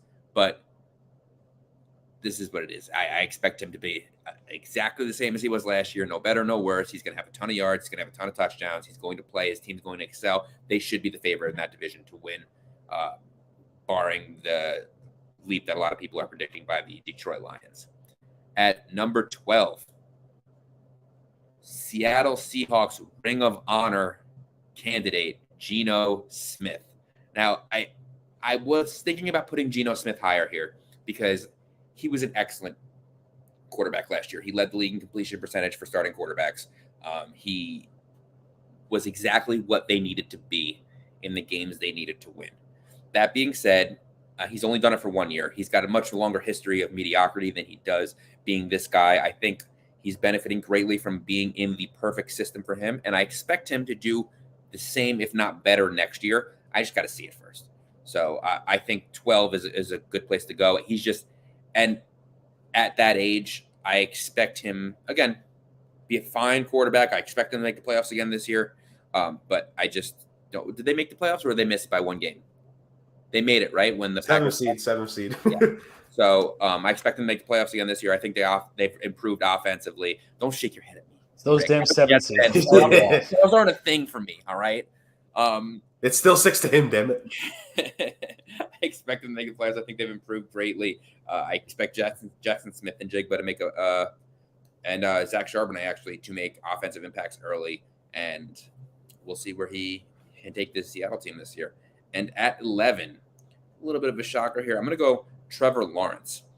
Trevor Lawrence is a very, very good quarterback most of the time.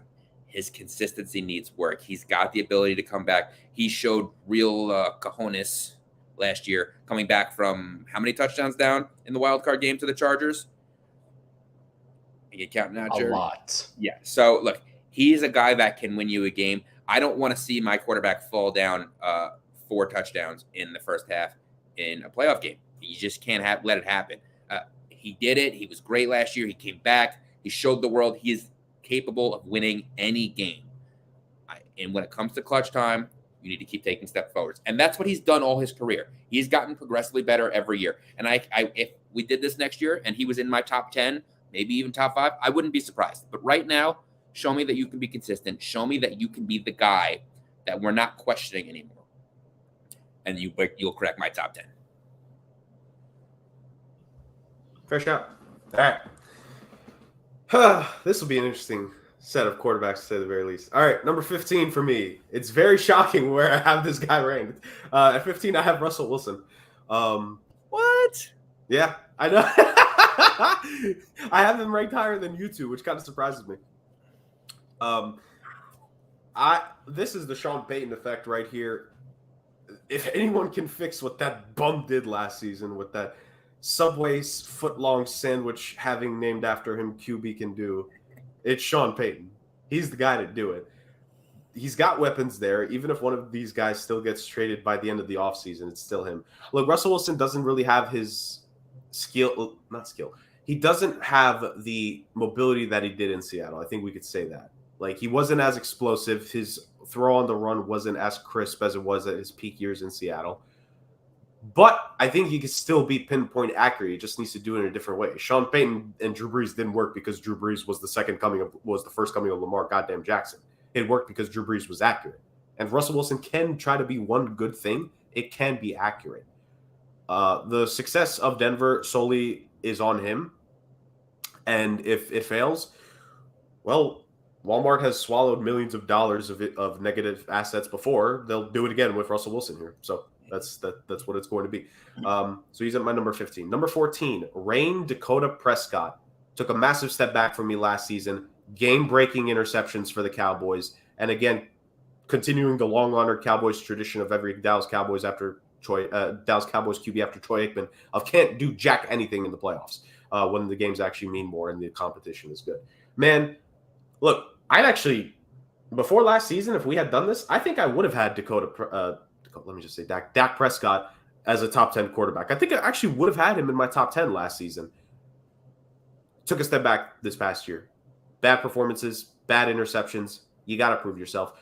You were able to say for, 2-3 years that, Kellen Moore was the offensive coordinator, and maybe if you're not that high on Kellen Moore personally, that was your thing. You have no excuses this year, Chief. So this is I have to see it to believe it type deal. If Kellen Moore was the issue, prove me. Like, this is a similar thing to Rick, honestly. Prove me wrong. But you're 14 for me for right now. 13, again, kind of surprised I'm having this guy here. Jared Goff. I think he masterfully ran the Lions offense last season. It was the Lions defense that failed them more often than not last year. Simply put, Jared Goff was better than Dak and dang near every statistical category, threw more touchdowns, threw for more yards, threw less interception, better completion, everything above Dak Prescott. I have softened slightly on Jared Goff recently. I think he can win you a few games. I think he could be a quarterback to help you make the playoffs. Where it goes from there, who the hell knows? But if Kirk Cousins can be in some people's top half of the league list, Jared Goff can be in my top half of the league list. So I got him at 13. Number 12, I have Brock Purdy. I mean, come on. Guys, come on. It's big clock Brock. And when he's healthy again, when Paul Heyman comes out to San Francisco 49ers game and does the announcements, Brock Purdy will lead the way to the light in San Fran. Or maybe Trey Lance will actually be good. Who knows? He's my number 12. High IQ, very much a guy who had a lot to prove himself very well. Efficient, doesn't tantalize you, doesn't wow you, didn't make those oh my God plays, but just makes the smart plays, which is what Kyle Shanahan has always wanted apparently in his career. I think he just settles with quarterbacks that can do that. And Brock Purdy's maybe will he be the best one he's had in San Fran? Who knows? Jimmy G was there for a longer period of time. We have to wait and see, obviously. But this is a chance whenever he's able to come back from injury, Brock Purdy could do something. Number 11, I think, will be the biggest shock because similar to what I've said about some of these guys like Matt Stafford, Daniel Jones, last chance saloon for this guy to an extent. Deshaun Watson.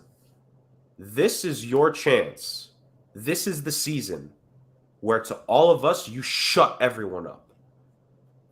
Didn't play for nearly 2 seasons full worth of football. Has all the off-the-field stuff happen. By the way, this doesn't change my thoughts about him off the field. He's a scumbag human being. But at the same time, this is the year where if you want everyone to shut up about the off-the-field stuff, even though the NFL is kind of trying to help you with that, playing great is what'll do it.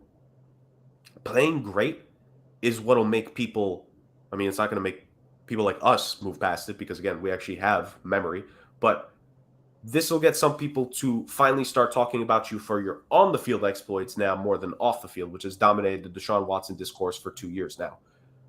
And ultimately speaking, look, that franchise traded a lot of assets for you.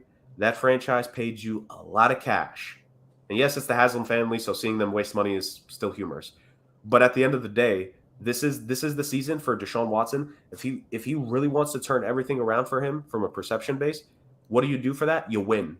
You win because as much as we might hate it sometimes, if you win in NFL team games, people are going to forget about your past really quick. There have been dudes in this league that have stabbed guys. There have been dudes in this league that have been alleged for killing people or leading to it. And if they were able to stay on the field, they played well. We forget about it. We forget about some of the shady stuff some of these really good NFL players did. Why? Because they won. If you want to make the NFL audience as a whole move past, I say that term loosely because, again, scumbag, but move past it, you got to play. This is last chance saloon for Deshaun Watson. You got to show that you still got that talent, and which I think talent-wise it's still there. It's just it needs to be done. And now having a full training camp, full off season with that team, with Kevin Stefanski, let's see what happens. I mean, I'll never forget. So there's that. And I also can't wait for week 3 when the most meh quarterback matchup of all time, Deshaun Watson and Ryan Tannehill are on the field together at the same time. Just meh. Please, meh. So I'm not I know we really want to get to our top 10, so I'm going to just run through my 15 through 11 quickly. I did consider moving Tua to number 15, and I probably should have, especially when 15 is Kirk Cousins, because, the fraud of all frauds. That being said, I will say Kirk Cousins did at least throw a pass in a playoff game last year. So, I mean, I have to kind of give him a little bit of a rub for that, but not much. I don't like that, Kirk Cousins. I know you do like that. I don't like that. You were on Fraud Watch. This is your saloon last chance. This is your Viking funeral pyre of delight here in the purple. I'm telling you that for a fact. So, yeah, I think Kirk Cousins is can he be a top 15 quarterback? Sure. But will he be? Probably not. But I have him here for now just because I know he's probably going to fall. I have Deshaun Watson at number 14. Again, like you said, this is it. And no, we don't forget. Elephants don't forget what you did. And anybody who's an elephant, it's this guy right here. And so basically the deal is that I would believe Deshaun Watson and the Browns can probably have a good season this year. If I didn't just look at their schedule and see that they have some really tough games this year, especially towards the end of the year when they play Justin's Jets, followed by the Bengals on Week 18. Like, that's probably going to be the two games between that will knock them out of the playoff contention if they are even in it. But let's see. Deshaun Watson's very talented, but you got to stay on the right side of the law and the right side of the football gods. And he didn't do one very well, so maybe you can do the other and try and reclaim some sanity, but I highly doubt it. Number 13 for me, Dak Prescott. Yeah, it did not work last year. And if you look at the tail of the tape from 2 years ago to last year, the precipitous drop in passing yards and the precipitous increase in interceptions is a real question mark, I think. I know there are a lot of people saying, Dak Prescott's the future. Dak Prescott's the best Dallas quarterback they've had since Tony Romo. That's a very low bar to clear, by the way, number one. Number two, he's also literally the very next quarterback they had after Romo. I do want to say this, too. It's funny looking at Wikipedia in the personal life section for just Dak Prescott and Trevor Lawrence when the first sentence in both of them is, they're devout Christians. And Trevor Lawrence's second sentence is, he's known for his long blonde hair. Like, really? Okay. I guess that's for Helen Kellers of the world, I suppose. But that's icebreaker, Rick. Icebreaker. Icebreakers. First two things he said. Yes. So number 12 after Dak Prescott, number 12 is Daniel Jones. I understand that he only had 15 touchdowns last year, but the guy actually turned a corner and played efficient football, which I think, if you go down the list of the guys that are below him, maybe Tua, maybe Bailey Zappi, Daniel Jones was actually efficient to a point where I think he deserved some of the money that he got. Let's see if he can deserve all the money that he got. The Giants were a ragtag bunch of misfits. They were the kids in the orphanage that Annie left behind after Daddy Warbucks came and took her. So it's just one of those things where it's just like we have to kind of see what Daniel Jones is all about this year. Similarly, number 11, my boy Justin Fields.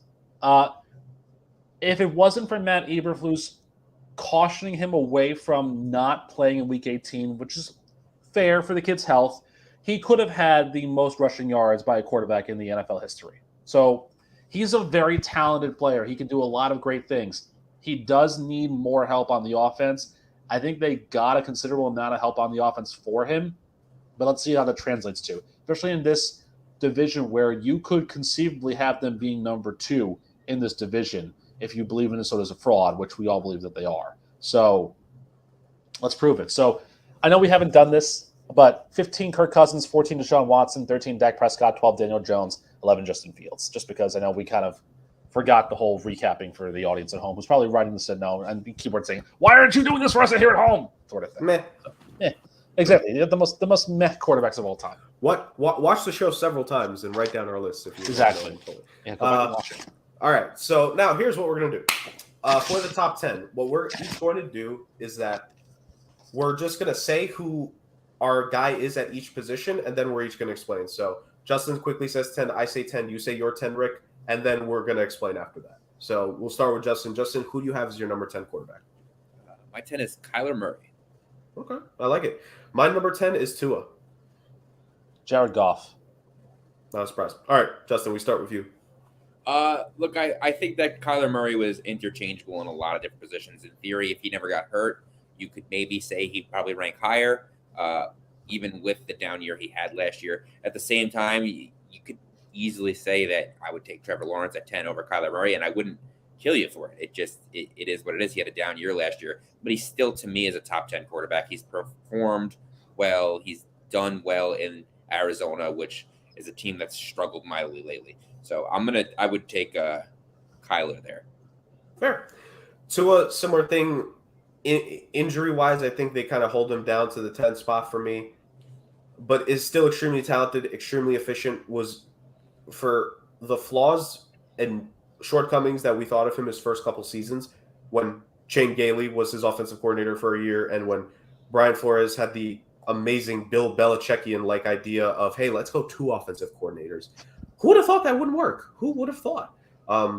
when there's finally some consistency, when there's finally some stability, when there's finally a guy who really knows his offensive scheming down there, did good. Really hit Tyreek Hill and Jalen Waddle a lot. For all the memes that were made last offseason about the video that came out where Tua either underthrew or overthrew Tyreek, I think probably underthrew him. Underthrew, yeah. Yeah, definitely an underthrow. Like, Tua did good. It's just the whole concussion thing. If his brain wasn't getting ping pong back and forth like table tennis at the Olympics, he would probably be higher up on this list. So Tua is my number 10. You guys realize that if Jared Goff has a similar season to what he had last year, that he will eclipse 30,000 passing yards? I mean, look, I will continue to beat this drum. Jared Goff is a good quarterback. I think he's worthy of a top 10 spot. I understand that he's not the type of guy that you might want to try and get to a Super Bowl with, but he did that. Was he good in the Super Bowl? No, but he was still very young at the time. I think that he's a good quarterback in a good system. He's got an offensive mind in Dan Campbell who wants to really run, and the defense has to catch up, but he's going to be an offensive playmaker. Yes. Are there games where he loses his sight? Sure. But I think that he's worthy of a top 10 spot for me. And again, let's see what Detroit does this year with the hype surrounding them. Let's see what happens. I'll allow it. All right. Number 9, guys. Justin? My number 9 quarterback is Dak Prescott. My number 9 quarterback is Geno Smith, future Seahawks Ring of Honor. My number 9 quarterback is Eugene Cyril Geno Smith. Number 9. I like it. All right, Justin, why are you wrong about Dak Prescott being number 9? Yeah. I'm kidding, of course. Yeah, okay, so let's look at Dak Prescott's stats last year. Do you guys remember that he only played 12 games, right? He still threw it. Cooper Rush was better than him anyways. I'm okay. I'm not going to go that far. Yeah, well, look, you're saying that all these guys had better stats than him, but all these guys played full seasons. Dak Prescott, look, is he the guy that I think is going to take Dallas to the promised land? I don't know. But I will say that as a professional quarterback, he's played pretty well. He's the reason that Cowboys offense is a top 10 offense year in and year out. You could say it's been Zeke. You could say it's been Tony Pollard. You could say it's been the offensive line. You could say it's been the receivers. But realistically, the only consistent thing that's been there is Dak Prescott. And I understand he had some issues with interceptions last year. I want to credit a lot of those interceptions to tip balls from inexperience and poor receiver play, because really the only receiver they had last year was CeeDee Lamb, and everything else was a revolving door. Zeke got hurt. They played a lot of Tony Pollard. Tony Pollard got hurt. They had a great running game. Sure. But the fact is, Dak Prescott is a top 10 quarterback in this league. He has consistently, you can shake your head all you want. They're consistently one of the best offensive teams in the league. They're consistently making the playoffs, and that's because they are such a good offensive team. I know that they have good defensive players, but statistically, they had there's a lot of turnovers and a lot of sacks, but they're not stopping yardage. They're not stopping the run. They're not making the playoffs for any other reason other than better than average quarterback play. And Dak Prescott has shown year in and year out, even with his injuries last year, that he is a top quarterback, and he has the ability to keep that team relevant. So I think that makes him a top 10 quarterback. Fair enough. Frauds can be in the top 10. It's very much can be. All right. Geno Smith, my number 9. People wrote him off. Justin writing him off as the top 10 quarterback. Geno ain't writing back. Career year last season. Helped efficiently run the offense. When Pete Carroll needed a quarterback that doesn't have an ego the size of the globe that Atlas carries and most statues created of him, that's who Pete Carroll turned to, and Geno Smith delivered, burying Drew Lock to the obscurity of backup quarterback them forever. Namaste, Drew Lock. Geno Smith, just connection with DK Metcalf, connection with Tyler Lockett. You add JSN, you add Charbonnet there now with Kenneth Walker. Like, there's a lot of offensive potential on that team. And if the defense can play a couple ticks better than what they did last season, that offense continues to just keep it rolling, I think Seattle could be a dangerous team. As of right now, they're easily my number 2 team in the NFC West, and it's not even close. So, and Geno Smith, the future Ring of Honor member of the Seattle Seahawks, is a part of that. They won 9 games last year, so it deserves to be the 9th spot. When we thought they won like 2, they would win 2. Yeah. 1. Yeah, I mean, you want to talk about a career renaissance. That was it. I mean, and it's also weird to put it like this, for me at least, as I'm sure we've done by looking through our listing here. that Geno's the number 2 quarterback in the NFC for, I think, all of our rankings, except for, the wrong Justin one down there because it's Dak Prescott. But, I think, but that tells you something about the talent that he has is pretty much there. So, yeah, I mean, I like it. I like it a lot. There we go. All right, number 8 for all of us, Justin. Geno Smith better than Dak Prescott, I tell you. Grumble. Number 8, I have Aaron Rodgers. Okay. Number 8, I have Trevor Lawrence. Lamar Jackson. Okay. Let's start with Justin. Look, even a bad Aaron Rodgers has, a top quarterback in the NFL. I don't think that he's going to have the issues that he had last year in terms of the injuries. I do think that he's got more weapons at the Jets. I expect him to do a little bit better than he did last year. And last year he had over 3,000 yards and 26 touchdowns. He's still Aaron Rodgers. That's fair. Very fair. I've made the point on this podcast. Rodgers threw 11 more touchdowns than all Jets quarterbacks put together last season, and the Jets lost their last 5 games by a combined 50 points. Aaron Rodgers helps them make the playoffs, and it's not even a question last year. Me with Trevor Lawrence at number 8, just a natural born winner. And I was very concerned last season after Trevor Lawrence had to go through his 1 year in hell, aka Urban Meyer being the guy there, because look, that's an experience, man. That's a scarring experience. It can lead you to have PTSD, night sweats.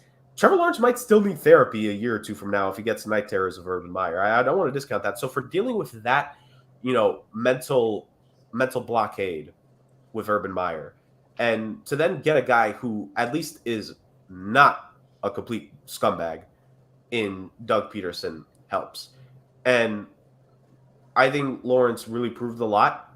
His skill position group, while he has a bona fide number 1 clearly in Christian Kirk, it wasn't proven last season. Zay Jones was a iffy signing. If we're being realistic, looking past the contract that Christian Kirk got last offseason, I think most people would have actually questioned more the Zay Jones signing than the Christian Kirk signing. Evan Ingram had stone for hands last season. Now he's upgraded to granite for hands. At the end of the day, this wasn't the most in-tune skill position group that he had. Could have been worse, but it could have been better. And they still made the playoffs, and they still came back down. And I'm with you, Justin. Let's avoid the 4 touchdown deficit next time we make the playoffs in important games. But at the same time, he is the guy that had to play well to get them that win against the Dallas Cowboys, to help them get them into overtime when that other quarterback completely threw the game away. He helped them defeat those scumbags in Tennessee and take the AFC South from them. And then he had the poise to throw 4 first-half interceptions and come back and help win that game. A lot of quarterbacks, some of the ones that we've already listed, not naming names in particular, would have thrown 3 more interceptions and not 3-4 touchdowns. Trevor Lawrence is poised. He's a natural-born competitor. He's a natural-born winner. The dude has it.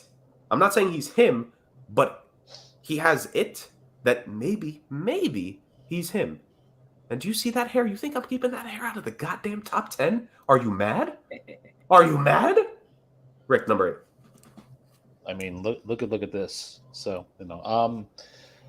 so last year when we were talking about our preseason rankings, I was challenged to rank 8 quarterbacks that I thought were better than Lamar Jackson. And I think I did okay with it, especially towards the end of the season because Lamar didn't finish the season. That's 2 years in a row that Lamar hasn't finished the season. I get it. He's a former NFL MVP. You're top 8 because of your talent and your ability. This is like Tua. You might be lower than what other people could rank you, but you got to prove it. You got to stay on the field. You got to stay healthy, and you got to lead your team back to the promised land. Because, again, another team that didn't do anything in the quarterback room was the Baltimore Ravens. And if Lamar doesn't get full season out of it, it's going to be a problem. He's a very talented quarterback. He's a very talented runner. Can throw the ball on the run really well. We saw in that game against Miami just how electric those 2 offenses can be when their quarterbacks are fully right. That was a great game. I think I picked Miami to win that game, and they did. And that was my upset pick that week, if I'm not mistaken. So, history is history. But prove it. Prove you're worthy of a top 8, spot. Right now I have you in that bottom of that top tier, if you will. If you want to go by 8s, Lamar's in the bottom of the top tier. Work your way back up. Be healthy. Have Baltimore contending for the title again, and we'll discuss. So, Man up with icy hot and eat your Wheaties, Lamar. indeed. All right, lucky number 7. Who do we got, Justin?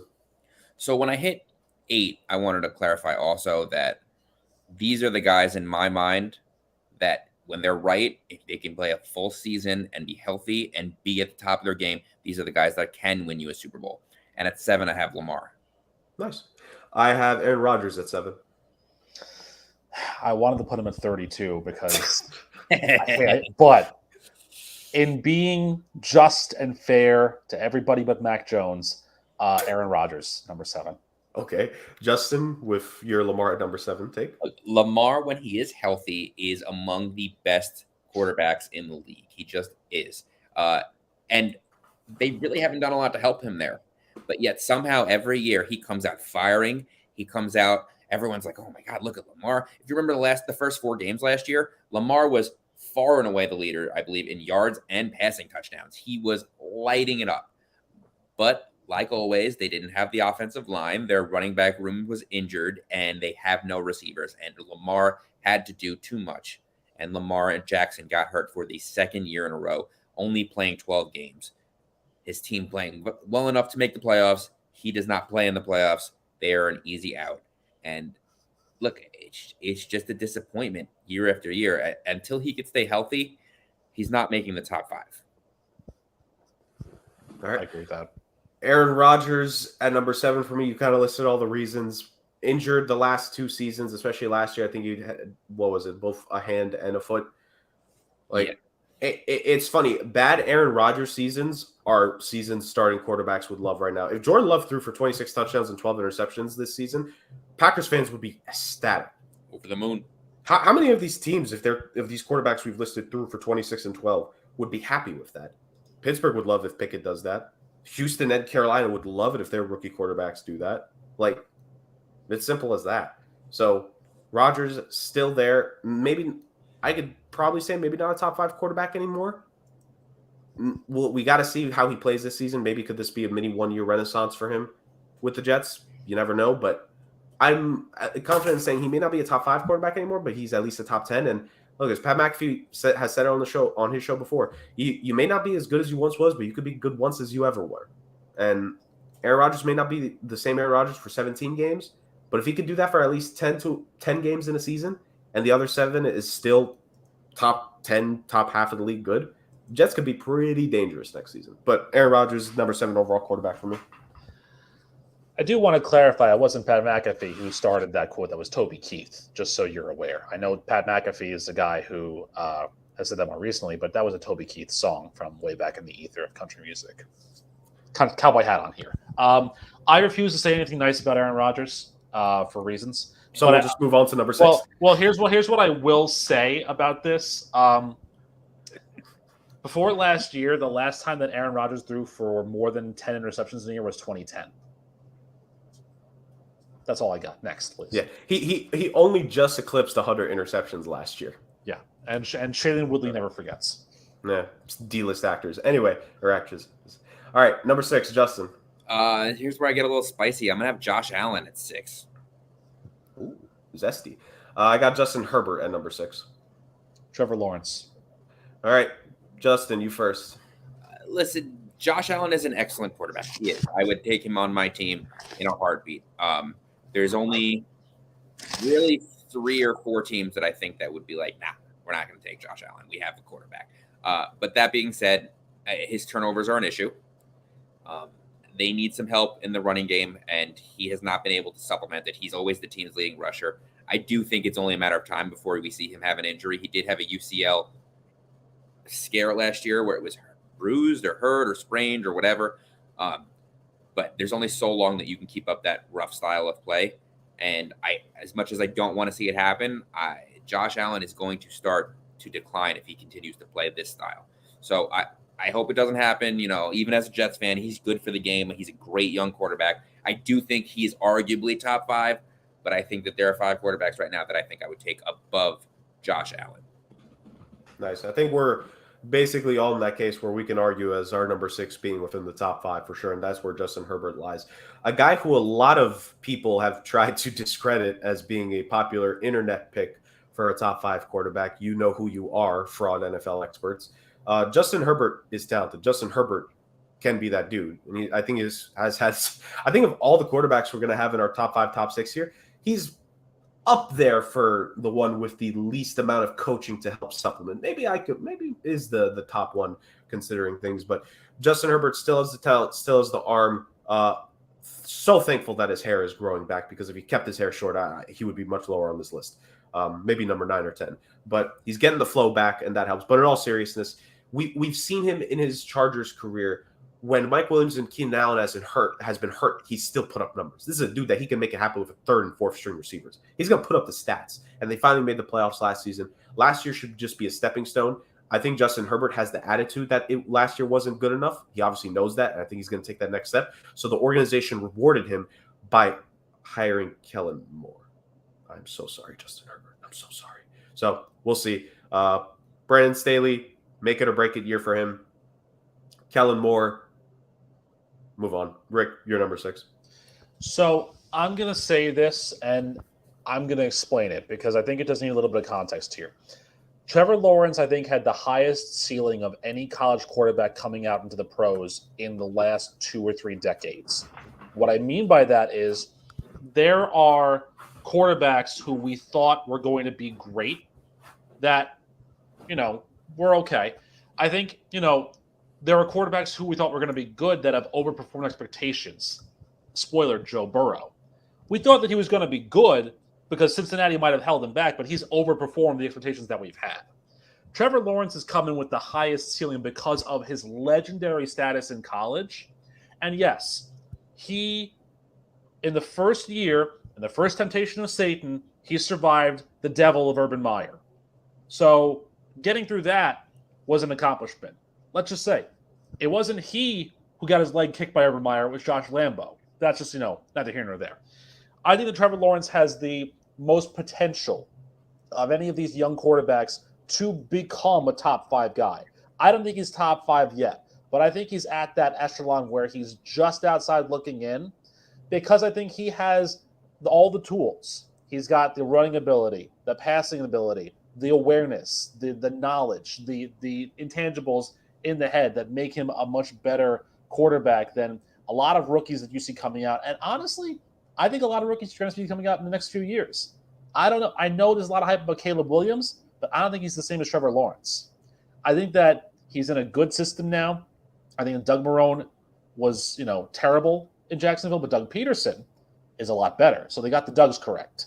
And I think that in that mindset and that aspect, he's going to be a very good quarterback to watch. And again, Jacksonville needs to continue to run here because for all intents and purposes, this is their division to lose.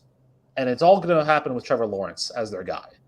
I think that he's very talented. I think he's a very good, solid quarterback for the next 10 or 15 years if he can stay on the field and out of the pulpit, preaching sermons on Sundays instead of throwing footballs on Sundays. So, All right. Number 5 for all of us, Justin. Number 5 for me is Jalen Hurts. All right. Number 5, I have Lamar Jackson. Justin Herbert, number 5 for me. Fair. Justin, begin with Jalen. Look, the kid's a winner, man. I mean, he's proven that he is the guy. He is someone that can take you to a Super Bowl. I believe he's someone that can win you a Super Bowl. He does everything for that team. You saw once he got some help with people that could actually catch the ball. He was slinging it left and right. He's still an excellent running quarterback. Doesn't take a lot of those big hits that you see guys like Lamar and Josh Allen take. He is the best quarterback in the NFC by a long shot, and I expect a lot of improvement as he continues his career because I think this kid's ceiling still is still something we haven't seen yet. Nice. I have Lamar at number 5, where some will point out the whole injury thing as to why they keep him out the top 5. I simply put as that the Baltimore Ravens continuously collapse when Lamar Jackson is not on the field over the last couple of seasons. And that just shows to me how valuable he is to that team, how valuable he is to that offense. And if we are playing the game of these quarterbacks are, like you said, Justin, if you're thinking for the top 8 guys or if they're fully healthy and running, if we see a fully 17-game Lamar Jackson, there's only 3 to 4 quarterbacks better than him in the league. And it's not like he is that dude. He has had to deal with the jamokes in that organization, that overrated GM and Eric DeCosta. Yes, I will call him overrated. He's an overrated general manager. He had to deal with Greg Roman, who we've seen be exposed with a running quarterback eventually, Colin Kaepernick in San Francisco. And honestly, I'm going to be real with you. John Harbaugh, TikTok, dude. TikTok. You got to do something. You could try to say this, that, and the third, and yes, you got to use your bullet with Greg Roman. Ain't nothing left in that chamber, Chief.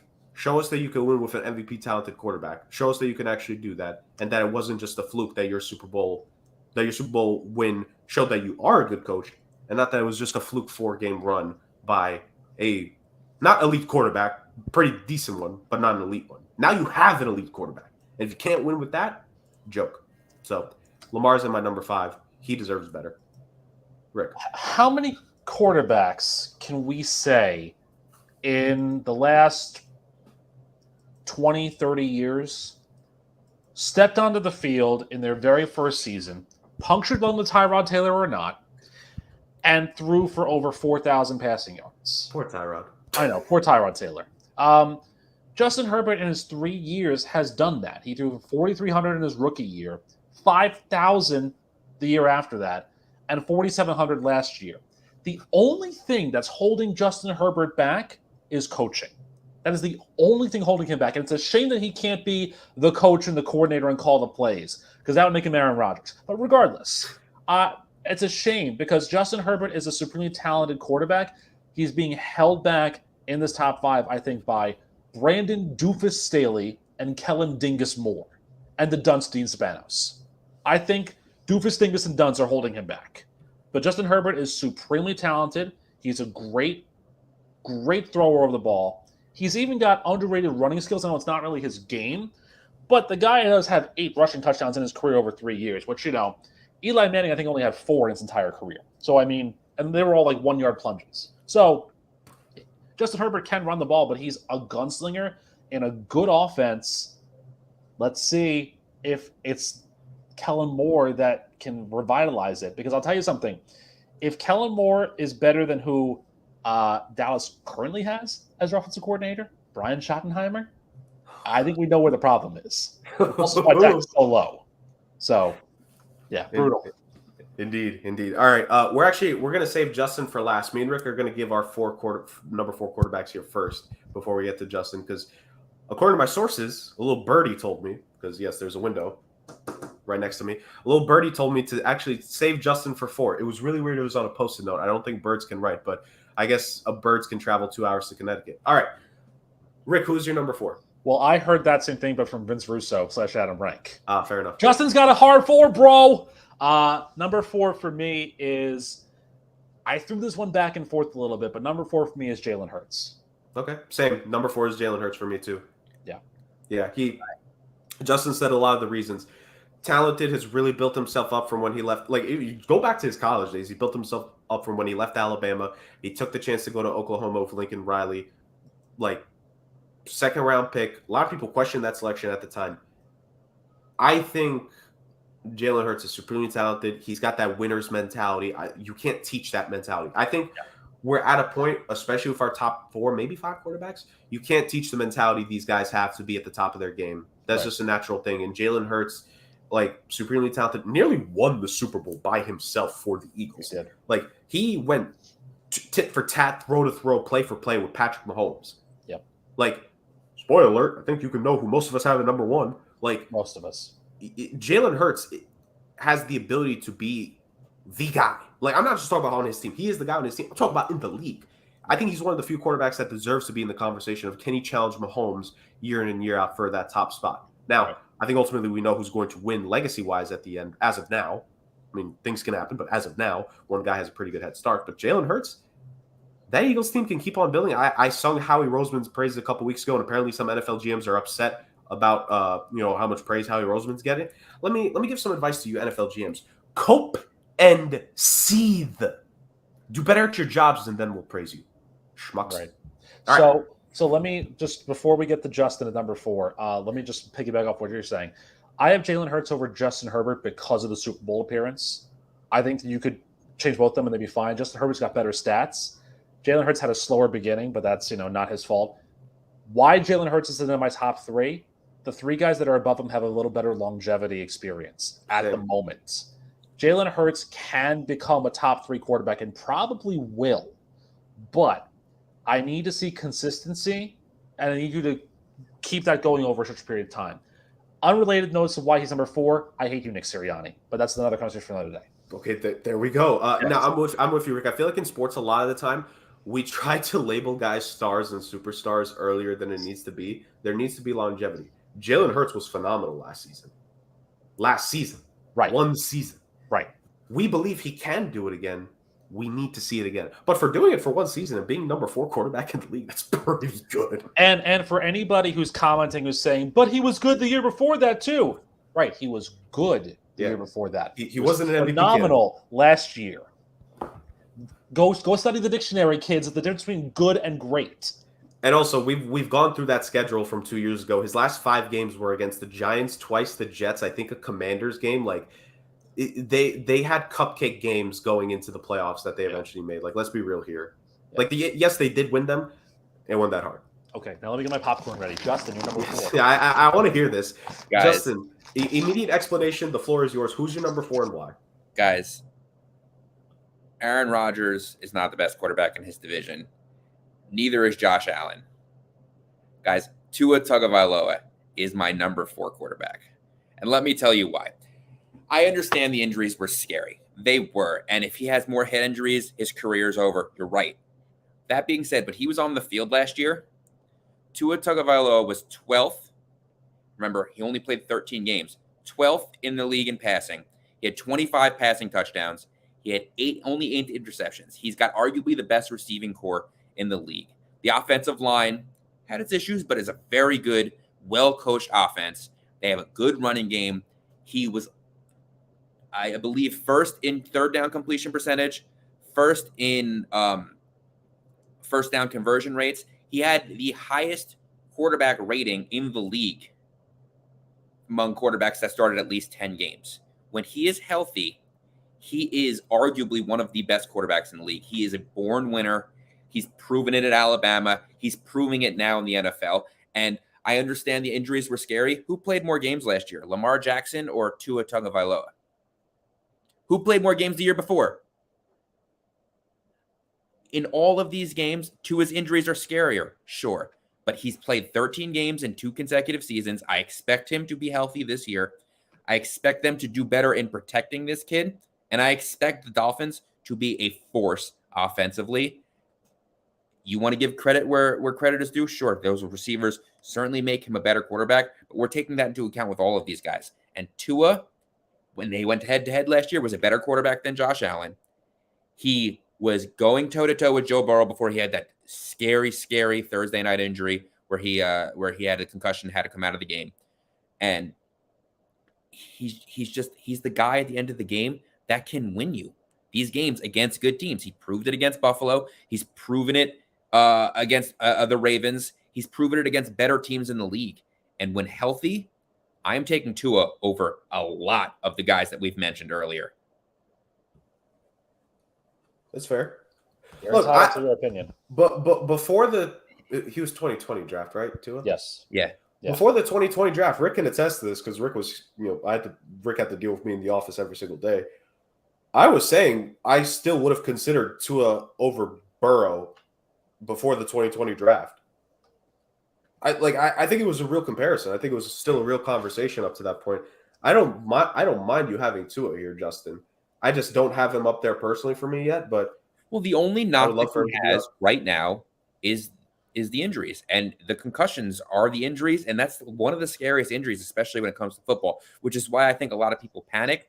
Look, if you want to argue that maybe you can have Jalen Hurts here, I wouldn't agree with it, but you can maybe argue Josh Allen could be above him. There really aren't that many quarterbacks that are better, that have played better when on the field recently, as of today, than Tua Tagovailoa in the games that he's played.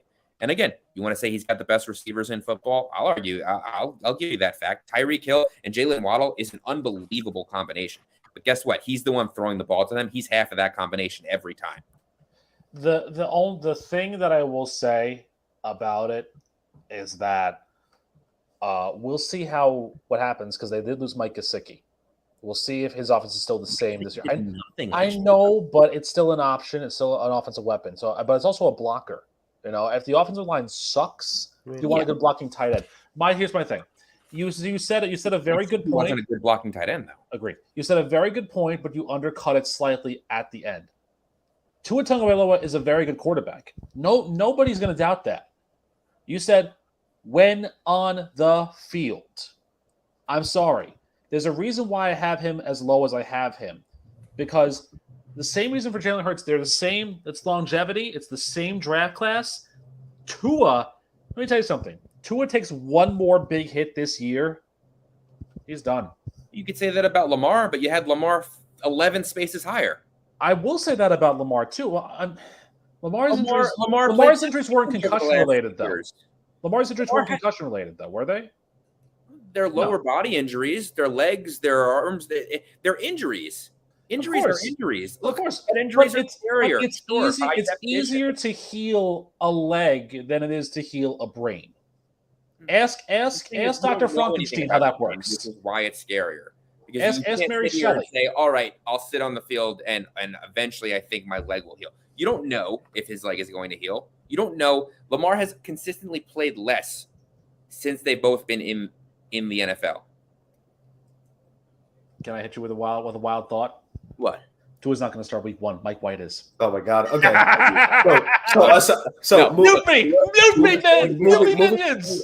Moving on from him. He's going to be healthy, and he's going to show you next year why he should be considered in the top echelon of quarterbacks in this league. Okay, so obviously I had him ranked higher than Rick did. I didn't necessarily take injuries into account as to where I had Tua. Maybe slightly as to why he's number 10, but I think the guys I have in front of him, I have in front for a reason. Geno Smith is Geno Smith. Trevor Lawrence won a playoff game last year. Aaron Rodgers has the complete legacy. Justin Herbert made it to the playoffs last year. I thought we're just taking into account today. I'm putting Aaron Rodgers at 2. Lamar Jackson has the MVP award, and Jalen Hurts made it to the Super Bowl last season. I think there are reasons aside from the injuries you can argue some of these guys above Tua. But again, if by the end of 2023, if Tua is a top 5 quarterback, top 4, would I be shocked? No. It wouldn't surprise me. I felt he's always been this talented. It's just that he's been held back. Look, I didn't. I thought coming out of college that the injuries were going to be more of a concern. He did have a lot of injuries his rookie year, but he was also not starting half that year. They had Ryan Fitzpatrick, and I wasn't sure that he was going to be the guy. Last year proved me wrong. I do think he's capable of repeating it. He's gotten better every year. He was okay last year. It's like the Jalen Hurts things. He was good last year. He wasn't great. This year, when he was on the field, he was great. He was undefeated in the games that he started and finished. He was an excellent quarterback last year in every aspect against any team you threw at him.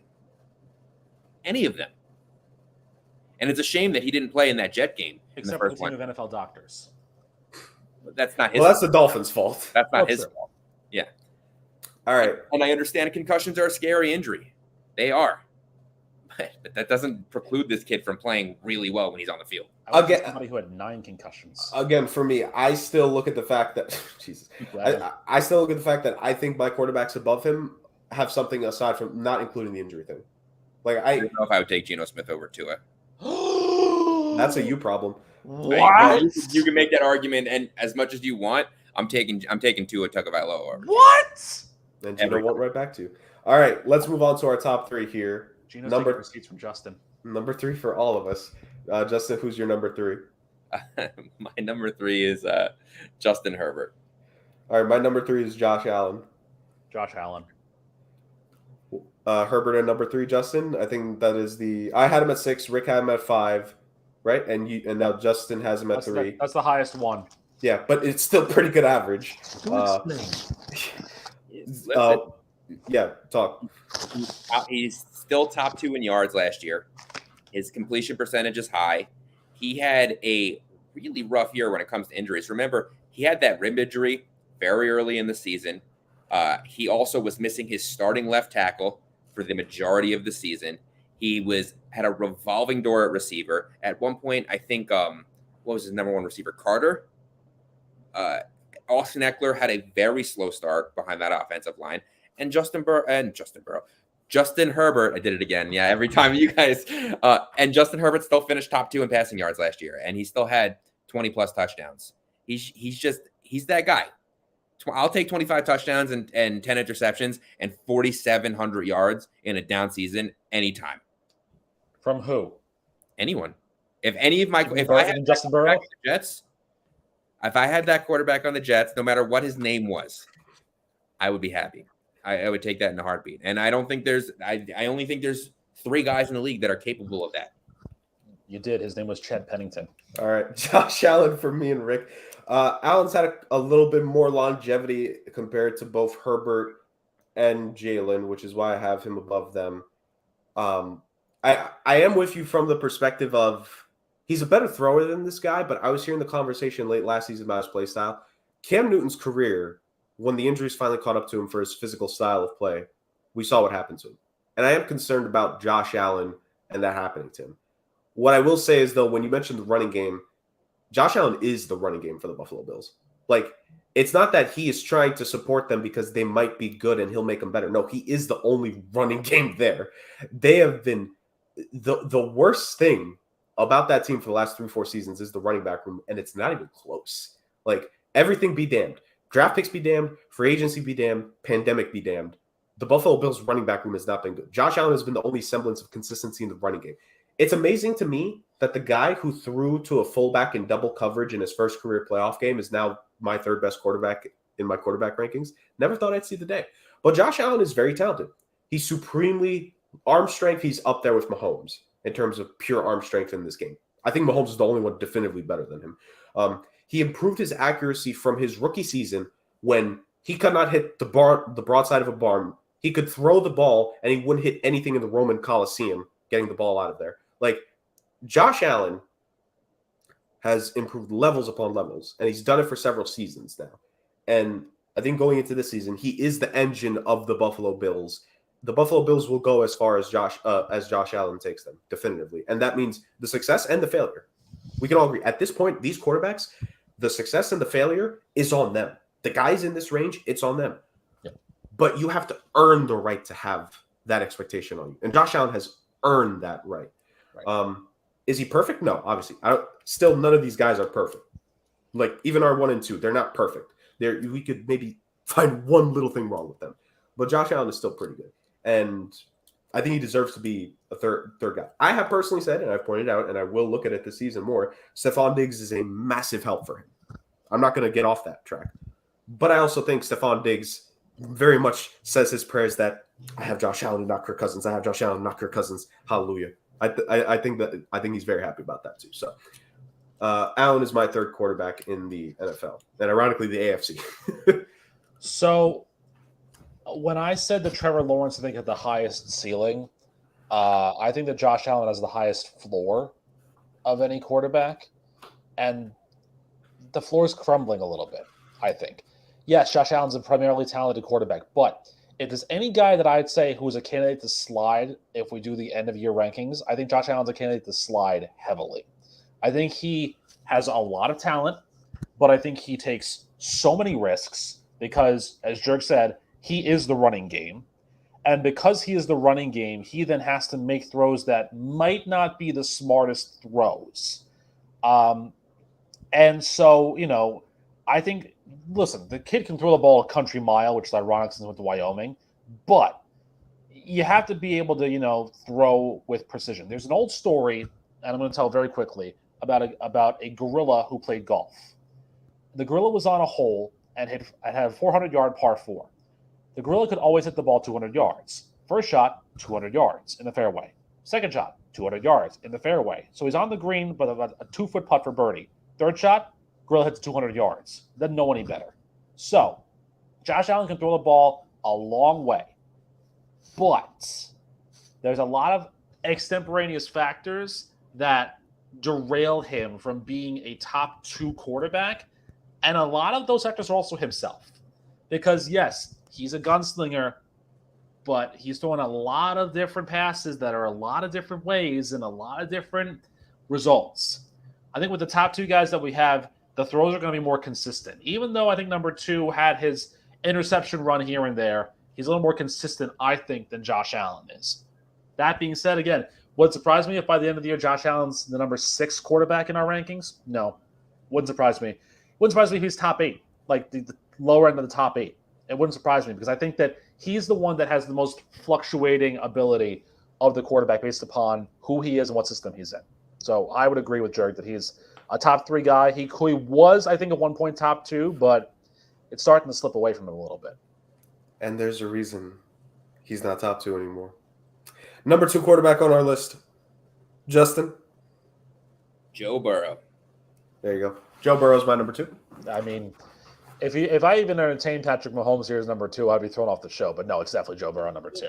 Look, let me just say this. If I had to pick a true quarterback playing the position the way it is intended to, with that style of play, Joe Burrow is the best true quarterback in the league. But he doesn't have that X factor that Mahomes has.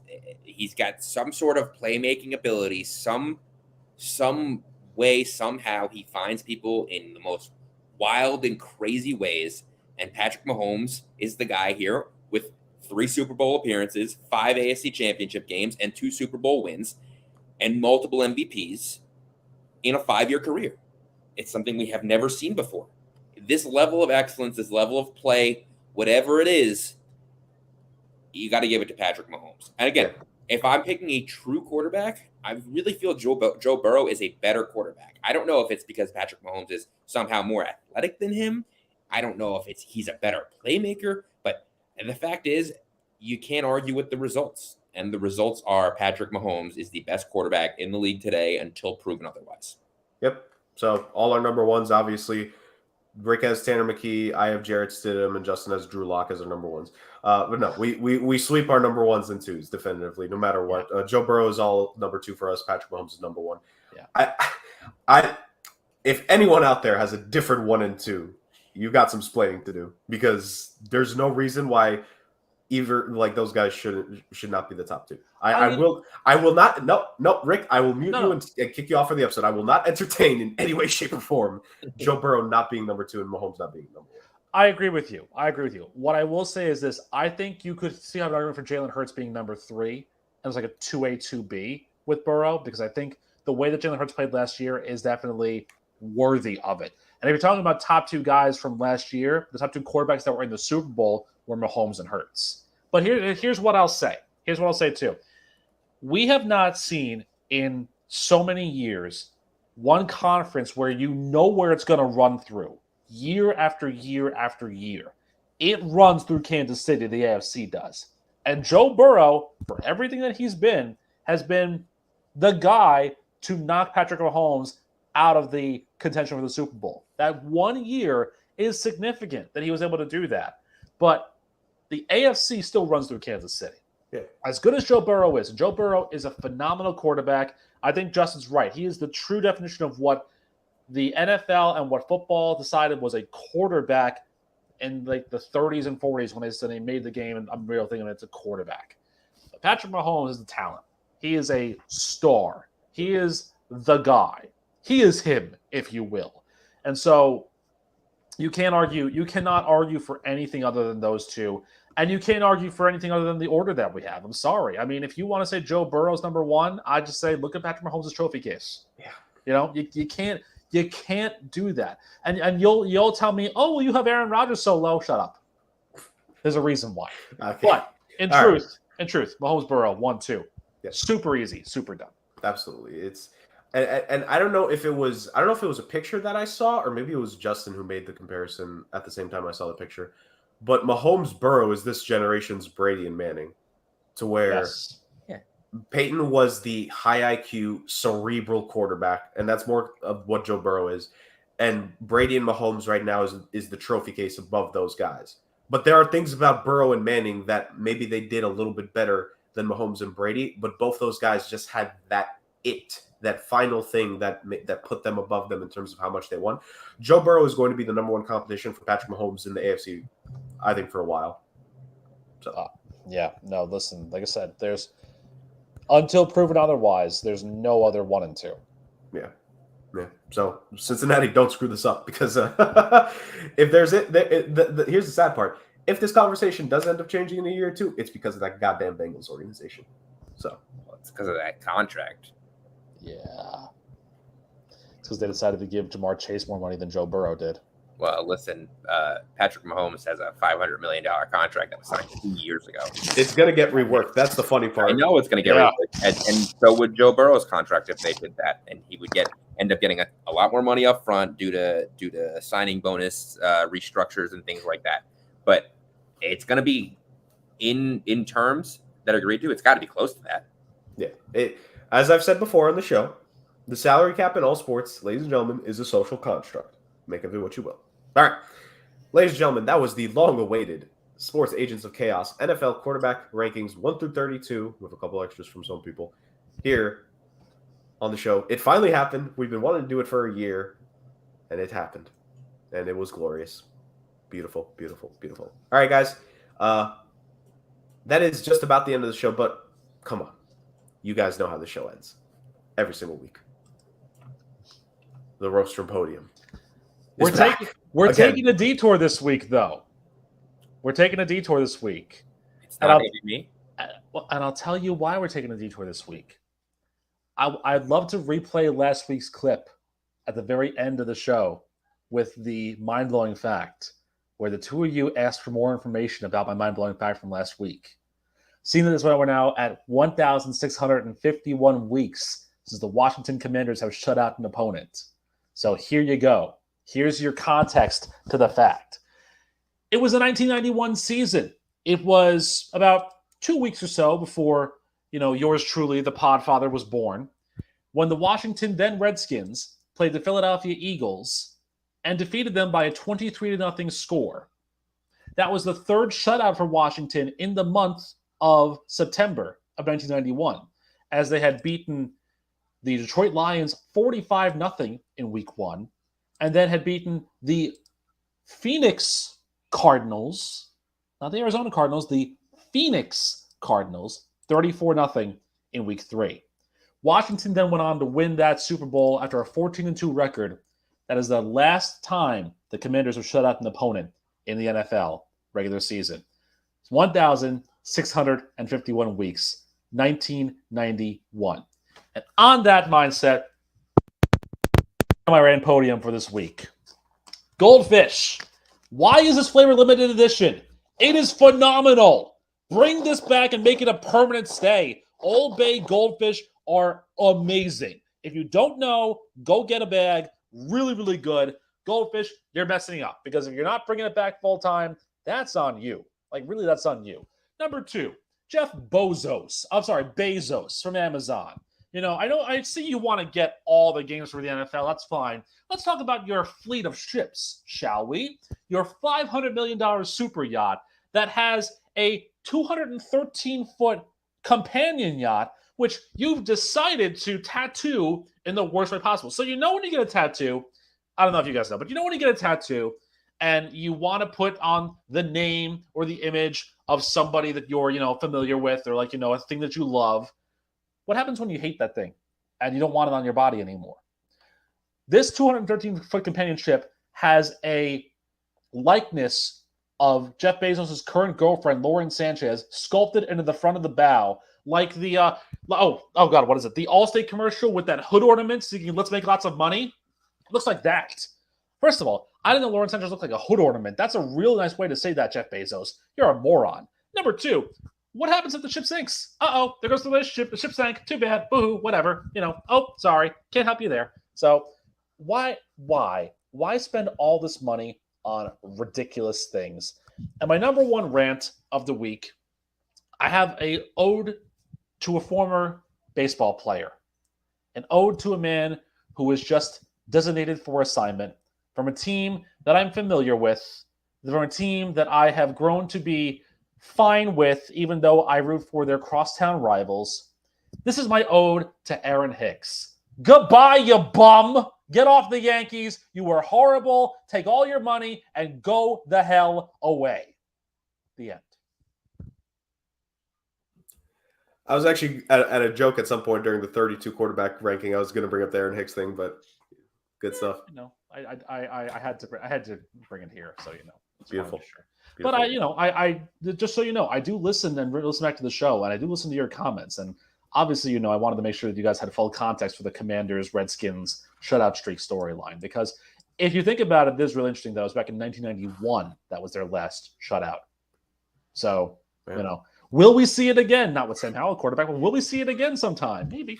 No. Will the Commanders get a shutout this season? Will some of these quarterbacks perform better or worse than what they did? Who knows? But for now, ladies and gentlemen, that was the Sports Agents of Chaos long-awaited quarterback rankings list, and that was this week's episode. Thank you so much, guys. Like I've said, this episode, last episode, it's going to be an interesting offseason. We're going to have some fun when we can, and we're going to have we're going to have a good amount of stuff to talk about here in terms of what we create in the brain lab between the three of us. But for now, that ends this week.